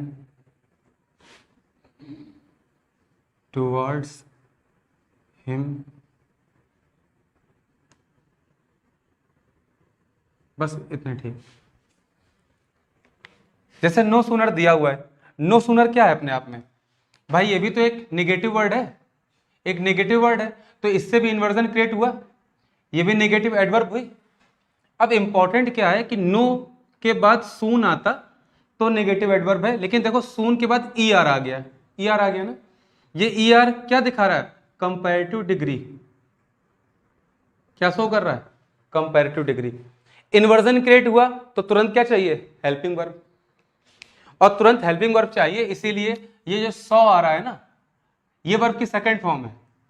वर्ब की सेकंड फॉर्म में हेल्पिंग वर्ब होती है डिड प्लस वर्ब की फर्स्ट फॉर्म, तो यहां से डिड को आगे लेके आएंगे हम, तो यहां पे क्या आ जाएगा? डिड। लेकिन अब ये फर्स्ट फॉर्म में बन जाएगा तो सॉ की जगह क्या हो जाएगा? सी। अब इंपॉर्टेंट बात है, इन तीनों में क्या सिलेक्ट करें? ठीक है, कॉमा क्यों नहीं यूज करेंगे? इन्वर्जन का स्ट्रक्चर गलत हो जाएगा, क्योंकि इसको आगे पीछे कर ही नहीं सकते हम, तो कॉमा तो पहले उड़ा दिया। क्लियर? व्हेन कब लगता है? जब एडवर्ब ऑफ फ्रीक्वेंसी हो, टाइम के डिपेंडेंट हो, तो ही व्हेन लगेगा, तो ही देन आएगा। भाई व्हेन और देन दोनों ही किसमें आते हैं? टाइम में। ER लगने से बन क्या गया था? कंपैरेटिव डिग्री बन गया था ना। और कंपैरेटिव डिग्री में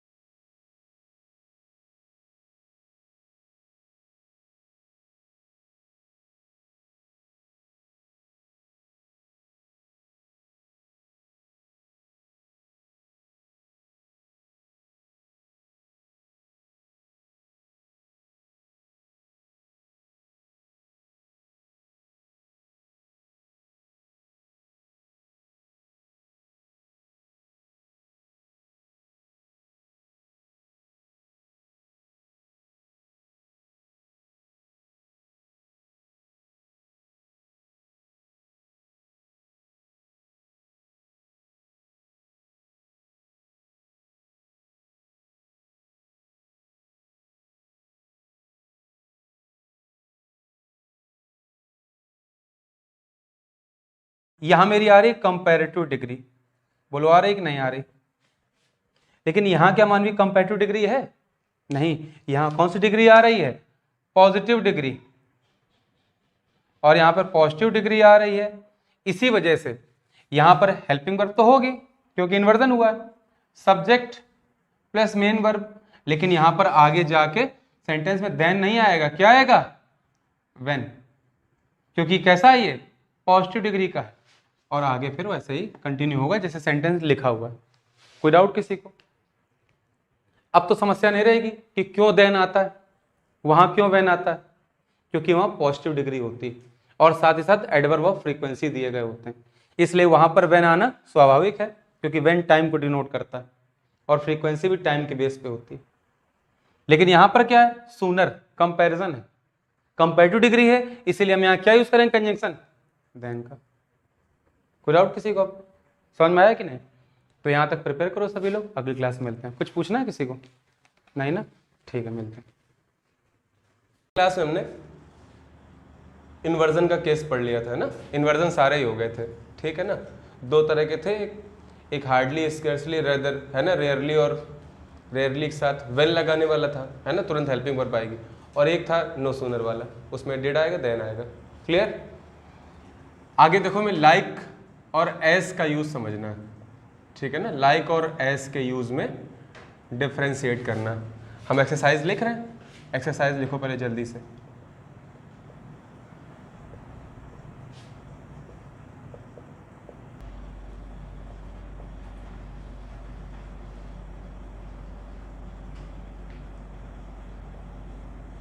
देखो, इन सभी सेंटेंसेस में लाइक और एज दोनों में से सेलेक्ट करना है कौन सा अप्रोप्रिएट होगा, है ना, कौन सा उचित है।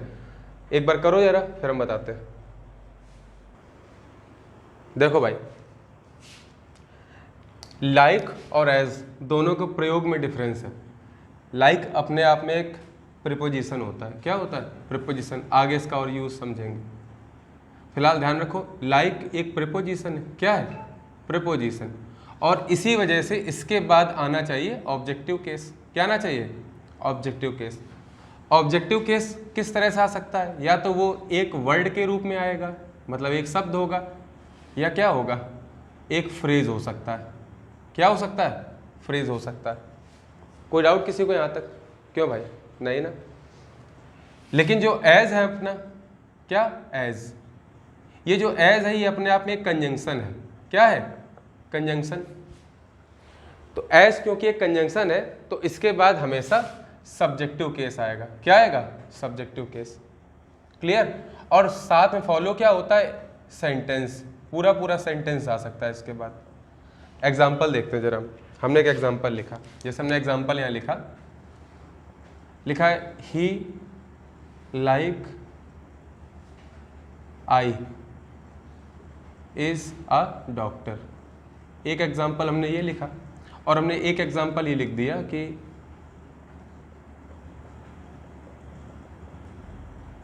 ही is as honest as me, ये लिखा हुआ है। ठीक है, अब यहां पर देखो डिफरेंस समझो इसमें। देखो ही के बाद लाइक आया है ना, तो लाइक क्या है?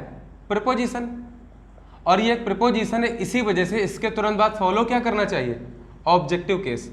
ऑब्जेक्टिव केस में यहाँ पे क्या हो जाएगा? क्या हो जाएगा? मी होना चाहिए। तो यहाँ पे होना क्या चाहिए? मी। और इसके तुरंत बाद इज अ डॉक्टर नहीं होगा, क्या होगा? ठीक है ना? क्या हो? मेरी बात समझ आ रही कि नहीं? ही आया है तो देखो क्या आया है? इज आया। अगर मान लो यहाँ पे आई होता, यहाँ पे ही आ जाता, तो आई के अनुसार यहाँ पे क्या हो जाता? एम हो जाता। क्लियर होगी बात कि नहीं? कोई डाउट किसी को? तो he like me is a doctor, तो ही के अनुसार ही इज आएगा। इस सेंटेंस को देखो, इस सेंटेंस में दो जगह एज आ रहे हैं, एक ये है एज और दूसरा एज ये। तुम जानते हो ये वाला एज क्या है? इस एडजेक्टिव को क्वालिफाई कर रहा है, इसलिए ये एडवर्ब है। लेकिन यहाँ जो एज आ रहा है ये क्या है? कंजंक्शन। तो ध्यान रखो हमेशा जब कंजंक्शन आता है ना, कंजंक्शन क्या कर रहा है? जोड़ रहा है। वो ही को मी से जोड़ रहा है, और कंजंक्शन अगर जोड़ रहा है, कंपैरिजन ही और मी का हो रहा है, तो कंपैरिजन दो बराबर केसेस का होना चाहिए ना। और इसी वजह से ही अगर सब्जेक्टिव केस में, तो मी को भी क्या होना पड़ेगा? Subjective case. बात समझ में आ रही कि नहीं? अब हमने कहा कि अगर एस का प्रयोग हुआ है तो सब्जेक्टिव केस के साथ सेंटेंस हो सकता है। क्या सेंटेंस नहीं होगा? ही इज एज ऑनेस्ट, वह उतना ही ईमानदार है जितना कि मैं हूं। यही तो बोलोगे। क्या आई के बाद यहाँ एम लिख दोगे तो क्या गड़बड़ हो जाए क्या? भले हम लिखते नहीं है, लेकिन आई के बाद एम हो सकता है वहां पे, तो वो सेंटेंस ही है। कंपैरिजन ही और आई का सेंटेंस के फॉर्म में हो रहा है, तो यहां पर क्या लगेगा? एज। क्लियर हो गई बात? ये वाला एज एडवर्ब है और ये वाला एज कंजंक्शन। कोई डाउट किसी को? आगे देखो, अब एक्सरसाइज करें वाली। Shikha is attractive like as the moon is. देखो ना आगे क्या रहा? The moon is. सेंटेंस हो गया, सब्जेक्ट एंड वर्ब है ना। तो क्या लगाना उचित रहेगा? एज। क्लियर? तो ये लाइक यहां पर रॉन्ग है ना। अब आगे बताओ तुम लोग। हर फेस साइंस क्या होगा? लाइक एज क्या होगा? लाइक, क्योंकि सिर्फ एक वर्ड आया है कि नहीं? अब भाई ये तो सीधे सीधे प्रॉपर नाउन हो गया या नाउन हो गया, तो इसलिए इसका कोई ऑब्जेक्टिव केस हो नहीं सकता, इसलिए लाइक लगेगा। यहाँ पर एज का यूज रॉन्ग है। Clear? My love is like as a red rose. तो देखो एक फ्रेज है, तो यहाँ पर भी क्या हो जाएगा? लाइक। बात समझ आ रही कि नहीं? कोई दिक्कत किसी को? अब लिखा है lucky seems hard working as और लाइक एन ऑक्स इज। तो एन ऑक्स इज ये क्या है? सेंटेंस में हो गया। ये सेंटेंस हो गया तो क्या लगेगा? एज। यहाँ पर लाइक रॉन्ग हो गया। अगला, Pachmarhi is fascinating like as the paradise. फिर से यहाँ पे सेंटेंस हो गया, इस वजह से एज आएगा। लाइक क्या है? रॉन्ग। कोई डाउट इसमें? इजी है ना? चलो नोट करो, आगे बढ़े। देखो इसमें कोई डाउट है किसी को? पिछली क्लासेस में कुछ पूछना है किसी को? क्यों भाई? पूछना हो तो बताओ, कुछ डाउट रह गया हो। आगे देखो, अब है डिफरेंट सीन। क्या? अगर किसी सेंटेंस में एक्शन दिया जाए, सेंटेंस में दो भाग हो, ठीक है ना, दो क्लॉज हो, पहली क्लॉज एक्शन को शो कर रही हो और एक कंजंक्शन से जोड़ा गया हो दोनों क्लॉसेस को। दूसरी क्लॉज क्या शो करेगी? पर्पस। क्या शो करेगी? पर्पस। भाई कोई पर्पस होगा तभी तुम एक्शन करोगे, नहीं करोगे। तो देखो पर्पस और एक्शन को जोड़ने के लिए 3 कंजंक्शन यूज किए जाते हैं। कौन कौन से? पहले तो हम बता दे रहे हैं। पहला जो कंजंक्शन होगा वो होगा सो दैट। क्या होगा? So that. हिंदी में इसको बोलते हैं ताकि। क्या बोलते हैं? ताकि। दूसरा होता है लेस्ट। इसको हिंदी में बोलेंगे कहीं ऐसा ना हो। और तीसरा होता है सो एज, जिससे कि। कोई डाउट इसमें? कोई डाउट किसी को? नहीं ना। एक्शन में क्या होगा? एक्शन या तो प्रेजेंट टेंस में दिया होगा या फिर पास्ट टेंस में, दो ही की बात करेंगे हम। या तो एक्शन प्रेजेंट टेंस में होगा या फिर पास्ट टेंस में, और सेम केस यहाँ पर भी, ठीक है। अगर एक्शन प्रेजेंट और पास्ट टेंस में दिया हो, अगर हमने सो दैट का यूज किया तो हम किस तरह से जोड़ेंगे? इसमें सब्जेक्ट लिखा जाएगा। पहले तो सब्जेक्ट होगा, ब्लैक से लिख देते हैं ना। सब्जेक्ट होगा प्लस प्लस क्या आएगा? मे या माइट, प्लस वर्ब की फर्स्ट फॉर्म। क्लियर? कोई डाउट किसमें किसी को? क्यों भाई, आई से कोई समस्या? सब्जेक्ट प्लस मे माइट और प्लस वर्ब की फर्स्ट फॉर्म, ध्यान रखना। अगर हमने लेस्ट का यूज किया है तो सब्जेक्ट प्लस शुड। क्या? शुड। ध्यान रखना एरर कैसे दिया जाता है, इसमें नॉट लगा के दिया जाएगा तुम्हें, लेकिन नॉट हमें नहीं लगाना है, प्लस वर्ब की फर्स्ट फॉर्म, क्योंकि शुड आया है। तो हमें ये बात ध्यान रखनी है, क्योंकि लेस्ट में ही ऐसा लिखा हुआ है, कहीं ऐसा ना हो। तो आगे आने वाला जो सेंटेंस होगा ये नेगेटिव सेंस ही रखता है। क्या रखता है? Negative sense. मतलब यहां जो वर्ब दी गई होगी वो कौन से सेंस में दी गई होगी? इन अ नेगेटिव सेंस। जो भी वर्ब दी गई होगी, मेरी बात समझ में आ रही? किसको नहीं आ रही बताओ? जो यहाँ वर्ब दी जाए वो क्या दी जाएगी? इन अ नेगेटिव सेंस। क्लियर? कोई डाउट किसी को? जब सो एज का प्रयोग करते हैं तो यहाँ पर सब्जेक्ट और क्या बोलते हैं और कुछ नहीं आएगा, हेल्पिंग वर्ब नहीं आएगी। सब्जेक्ट और हेल्पिंग वर्ब नहीं आएगी, सीधे सीधे हम क्या लगाते हैं? टू और प्लस वर्ब की फर्स्ट फॉर्म। क्लियर? कोई डाउट किसी को? तो ध्यान रखो एक चीज और, जब हम प्रेजेंट टेंस का यूज करेंगे और हमने सो दैट का यूज किया तो हम मे का यूज करेंगे, ठीक है ना। और जब हम पास्ट टेंस का यूज करेंगे, पास्ट टेंस का यूज करेंगे तो हम इसमें माइट का यूज करेंगे। क्लियर? यहां पर कोई फर्क नहीं पड़ेगा, क्योंकि शुड एक बार ही आ रहा है और यहां पे टू के साथ वर्ब की फर्स्ट फॉर्म आ रही है। कोई डाउट किसी को? जैसा मैं एक एग्जांपल ले लेते हैं। हमने लिखा आयुषी वर्क्स हार्ड। आयुषी कठिन परिश्रम करती। अब हम 3 सेंटेंस जोड़ सकते हैं। कैसे? पहला हमने ले लिया यहाँ पर सो दैट। अगर हमने सो दैट के साथ लिखा है तो क्या होगा आगे? सेकंड हमने ले लिया कि हमने यहां से सेंटेंस में क्या लगा दिया है? क्या लगा दिया है? हमने लगा दिया इस बार लेस्ट। क्लियर? और थर्ड हम लेंगे क्या? जब हमने सो एस का प्रयोग किया। किसका प्रयोग किया? सो एस का। तो एक्चुअल में सेंटेंस क्या है? Ayushi works hard so that. अब कैसे लिखेंगे? हमें सब्जेक्ट चाहिए ना भाई, एक्शन कौन परफॉर्म कर रहा है? आयुषी। तो आयुषी का ही कोई पर्पस होगा ना, ठीक है ना। तो सो दैट सब्जेक्ट में क्या हो जाएगा आयुषी के लिए? सी। अब देखो ये प्रेजेंट में है ना, works present indefinite. Present indefinite होने की वजह से यहां पर क्या आ जाएगा? सी में हमने वर्ब यूज कर ली क्वालिफाई, कि उसको एग्जाम क्वालिफाई करना, क्वालिफाई द एग्जाम। कोई डाउट किसी को इसमें? तो अगर हमने सो दैट यूज किया, सी में क्वालिफाई द एग्जाम होगा। अगर यहां वर्कड होता पास्ट इंडेफिनिट तो यहां होता she might qualify the exam. Clear? Hindi क्या हुई? आयुषी कठिन परिश्रम करती है ताकि वह एग्जाम क्वालिफाई कर सके। क्लियर? अगर इसी में उन्होंने लेस्ट का यूज किया तो क्या होगा? आयुषी वर्क्स हार्ड, आयुषी कठिन परिश्रम करती, कहीं ऐसा ना हो सी शुड लगेगा ना। अब हमने अभी क्या बताया कि यहां जो भी वर्ब यूज करने वाले हैं हम वो नेगेटिव सेंस रखेगी। अगर तुम क्वालिफाई बोल दोगे तो गलत नहीं हो जाएगा। तुम क्या कह रहे हो? फिर सोचो, आयुषी कठिन परिश्रम करती, कहीं ऐसा ना हो कि वह पास हो जाए। तो भैया पास होने के लिए तो पढ़ ही रही है, और क्या पढ़ रही है, तो क्वालिफाई लगा सकते हो।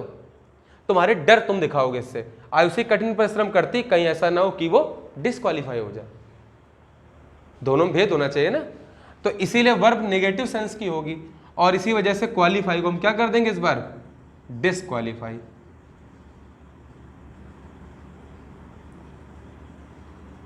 तो वर्ब तो आएगी, लेकिन हमेशा कैसे आएगी? नेगेटिव सेंस में। अगर वहां पास लिखा हो तो यहां क्या हो जाएगा? फेल हो जाएगा। क्लियर? कोई डाउट किसी को? आगे देखो, so as, Ayushi works hard, so as हमने क्या कहा? इसके बाद सीधे सीधे क्या आएगा? टू, और वर्ब जोड़ दी जाएगी, क्या? क्वालिफाई। हिंदी क्या हो जाएगी? आयुषी कठिन परिश्रम करती जिससे कि वह एग्जाम क्वालिफाई कर सके। बात समझ में आई कि नहीं? कोई डाउट है इसमें? नोट करो। देखो हम एक सेंटेंस और लिख रहे हैं, तुम लोग हमें बना के दिखाओ उसको, ठीक है? चलो, तो ऐसे सेंटेंस जोड़ने के लिए हमें पता होना चाहिए, एक सेंटेंस में एक्शन होगा, दूसरे में क्या होगा? पर्पस। ठीक है ना? तो हमने सेंटेंस लिखा जैसे, Sankalp ran fast, full stop, he wanted to catch the train, बस कर लो, कैच द बस। चलो तीनों तरह से इनको जोड़ के दिखाओ, दोनों सेंटेंस, सभी सेंटेंस को जल्दी करो। तो ये सभी लोग कर लोगे ना? पहले में क्या हो जाएगा? सो दैट में Sankalp ran fast so that he, might लगेगा क्योंकि यहाँ पे अब क्या? वर्ब की सेकंड फॉर्म, पास्ट फॉर्म है ना। ही माइट कैच द बस। अगले में हो जाएगा Sankalp ran fast lest he should miss the bus. Catch का नेगेटिव वर्ब क्या होगा? मिस। लास्ट में हो जाएगा Sankalp ran fast so as to catch the bus. Clear? कोई डाउट किसी को? तो यहाँ तक कोई समस्या हो तो बताओ। अब तुम्हें ध्यान होगा कि हमने ये सो दैट पढ़ा, जो वो तो पढ़ा ही, लेकिन हमने एक जगह ऐसा भी पढ़ा था कि जैसे मैं एग्जांपल तुम्हें एक लिख के दे रहे हैं, जैसे हमने लिखा है Garima is too fat to run the race. ठीक है ना? इनमें देखो, सो दैट में हमें क्या पता चला कि इससे पर्पस मिलता है। ये बात समझ में आई कि नहीं? इसको चेंज करेंगे तो फिर अब देखो लिखा है Garima is too fat to run the race. हमें ध्यान है जब ने इसको चेंज किया था, हमने यहाँ से टू को रिमूव किया था। ठीक है ना? देखो यहाँ पे इज आ रहा है, इज अपने आप में क्या है? एक लिंकिंग वर्ब है, और टू के बाद जो फैट आ रहा है ये अपने आप में क्या है? एडजेक्टिव है। बोलो है कि नहीं है? एडजेक्टिव है। हम इस टू को रिमूव करेंगे, यहाँ पर क्या लगा लेंगे? सो। अब क्या हो जाए? गरिमा इज सो फैट। अब क्या लगाते हैं इसके बाद? दैट। इसके बाद क्या लगाएंगे हम? दैट लगाएंगे। अब क्या लगाएंगे इसके बाद? दैट के बाद अब हमें चाहिए सब्जेक्ट, तो गरिमा के अकॉर्डिंग क्या आ जाएगा? सी। बोलो आए कि नहीं? हमें ध्यान अच्छे से, जब हम सो लगा लेते थे तो इसी एडजेक्टिव को यूज करने के बाद इस सेंटेंस को जोड़ने के लिए हम दैट का यूज करते थे, उसके बाद सब्जेक्ट लाते थे, तो गरिमा के लिए आ जाएगा सी। अब क्या हो जाएगा? ये सेंटेंस नेगेटिव हो जाता है, तो रन की जगह क्या हो जाएगा? कैन नॉट के साथ रन द रेस। ध्यान है कि नहीं ध्यान है? क्यों भाई? एडवर्ब में पढ़ाया था ना, आगे गरिमा इज भी लिख लो। कोई समस्या किसी को इसमें? नहीं ना? तो इसमें इंपॉर्टेंट क्या है कि यहां पर भी सो दैट ही आ रहा है। बोलो आ रहा है कि नहीं? ये देखो सो दैट, लेकिन खास बात क्या है कि इसके बीच में एक एडजेक्टिव लिखा हुआ, नहीं लिखा हुआ? ध्यान आ रही बात कि नहीं? तो अगर सो दैट एक साथ लेके आता है तब तो वो उद्देश्य शो करता है, लेकिन सो के बाद डेट डेट डैश, उस डेट डेट डैश में क्या आएगा, एडजेक्टिव या एडवर्ब। उसके बाद जो दैट आएगा तो फिर सब्जेक्ट के बाद कैन नॉट लगाएंगे। अब यहां पर क्या हुआ मीनिंग कि गरिमा इतनी मोटी है कि वह रेस नहीं दौड़ सकती, ठीक है ना, तो यह अक्षमता प्रकट हो रही ना कि वो परफॉर्म नहीं कर सकती। बात समझ में आ रही कि नहीं? लेकिन वहां पर क्या, वहां उद्देश्य पूरा किया जा रहा है, ठीक है ना, उद्देश्य पूरा करने के लिए एक्शन किया जा रहा है, ठीक है, तो एक्शन होगा फिर पर्पस होगा। जैसे यहाँ पे सो दैट के लिए, ऐसे ही हमने सो एज भी पढ़ा, बोलो पढ़ा है कि नहीं? जैसे हमने कहीं लिखा है, हमने एग्जाम्पल लिख दिया है कि I am not so intelligent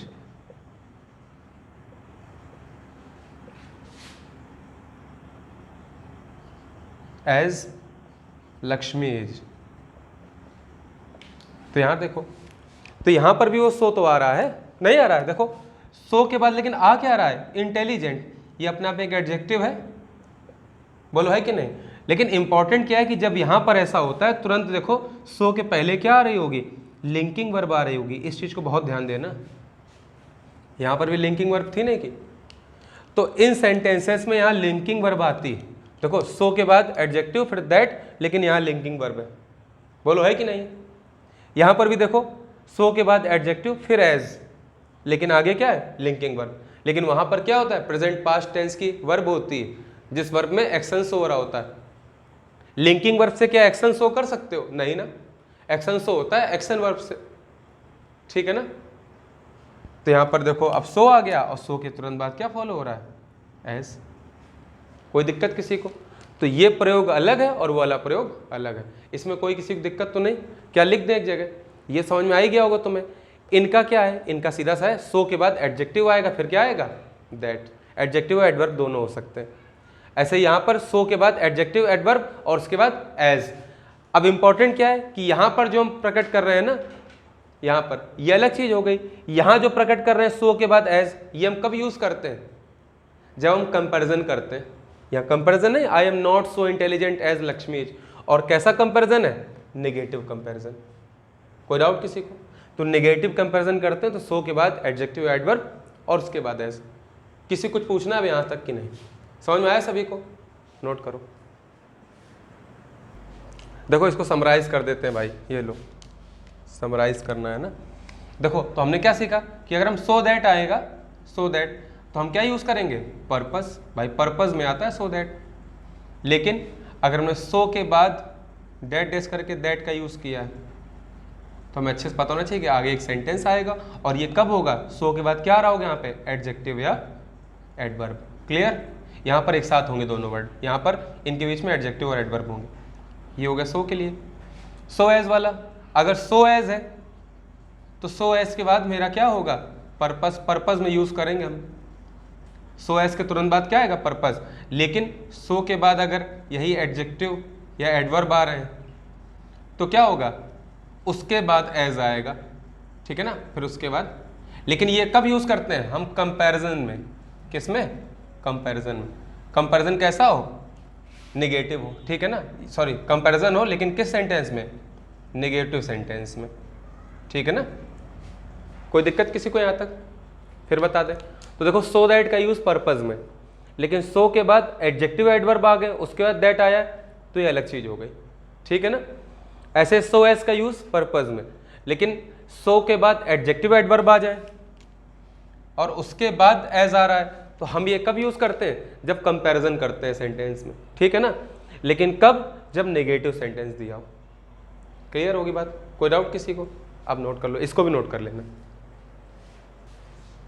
देखो एक चीज और देख लो इसी में, ठीक है, छोटा सा हम लिख दे रहे हैं। तुम्हें ध्यान होगा हमने सच और सेम भी पढ़े थे पहले प्रोनाउन में, ध्यान है कि नहीं। सच के बाद, ठीक है ना, एक एंटीसीडेंट आएगा, ठीक है ना, सच के बाद आता है, ठीक है ना, सच के बाद प्रेसिडेंट आएगा और उसके बाद फिर क्या लगता है, दैट या एज में कोई, ध्यान है कि नहीं। तो सच के साथ हम क्या लगाते हैं, एज नहीं लगाते हैं, ध्यान है कि नहीं। दूसरा क्या था, सेम। सेम के पहले दा आता था, 5 कैटेगरी होती, ध्यान है कि नहीं, नहीं ध्यान, पढ़ना जाके फिर से। तो उसके बाद भी क्या आएगा मेरा, दैट या एज में कोई एक, हम वहाँ पर जनरली क्या लगाते हैं, दैट। क्लियर होगी बात कि नहीं? इसको वहीं से पढ़ लेना, बार बार पढ़ाने की कोई नीड नहीं, ठीक है ना। रफ कर रहे हैं इसको हम। अगली एक्सरसाइज देखो जरा।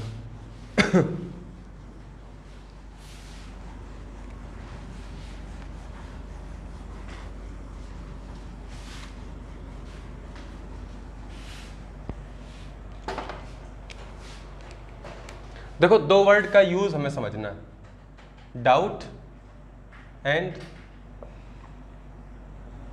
डाउटलेस। हमें एक एक्सरसाइज लिखना है, उसको लिखो।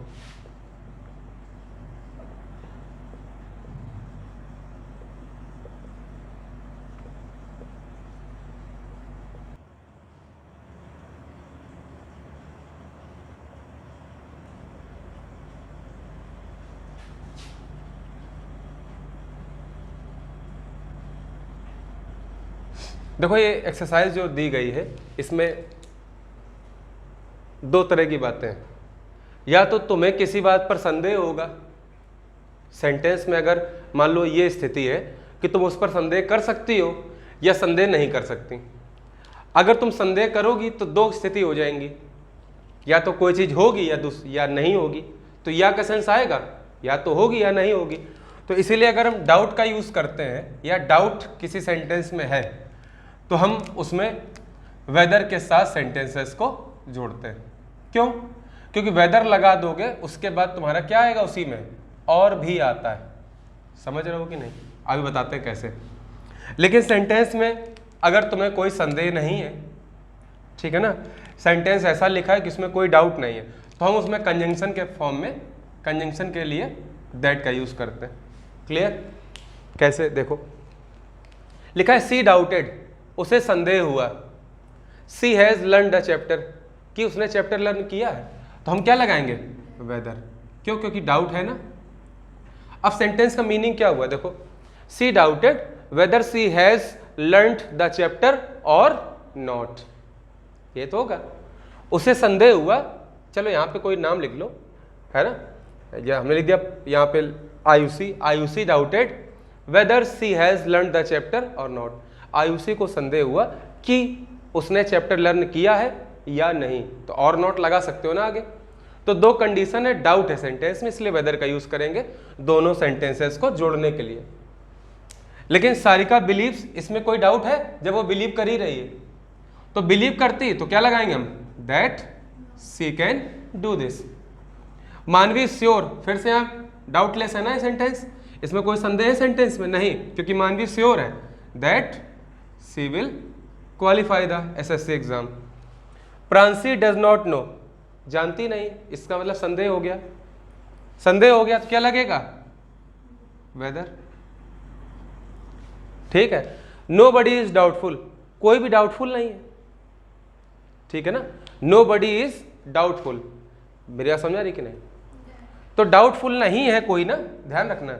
यहां पे डाउटफुल लिखा होने से नहीं सेंटेंस होगा कि तुमने डाउट देख लिया वेदर लगा दिया, तो तुम यहां भी गलती करोगे। डाउटफुल देखोगे दैट लगा दो, वेदर लगा दोगे, ऐसा नहीं है। यहां देखो नो बडी लिखा है, कोई डाउटफुल नहीं है, मतलब सभी को भरोसा है। इसलिए अगर भरोसा है तो सेंटेंस में डाउटलेस का सेंस है, कोई भी डाउट नहीं, इसलिए क्या लगेगा दोनों को जोड़ने के लिए? दैट। अब किसी कोई डाउट है? डाउट नहीं है तो तुम्हें चैप्टर आ गया, कंजंक्शन यहाँ से कंप्लीट हो गया। इसको रिवाइज करो, प्रिपेयर करो, अगली क्लास में मिलते हैं, ठीक है ना। अगली क्लास में नेक्स्ट टॉपिक स्टार्ट करेंगे।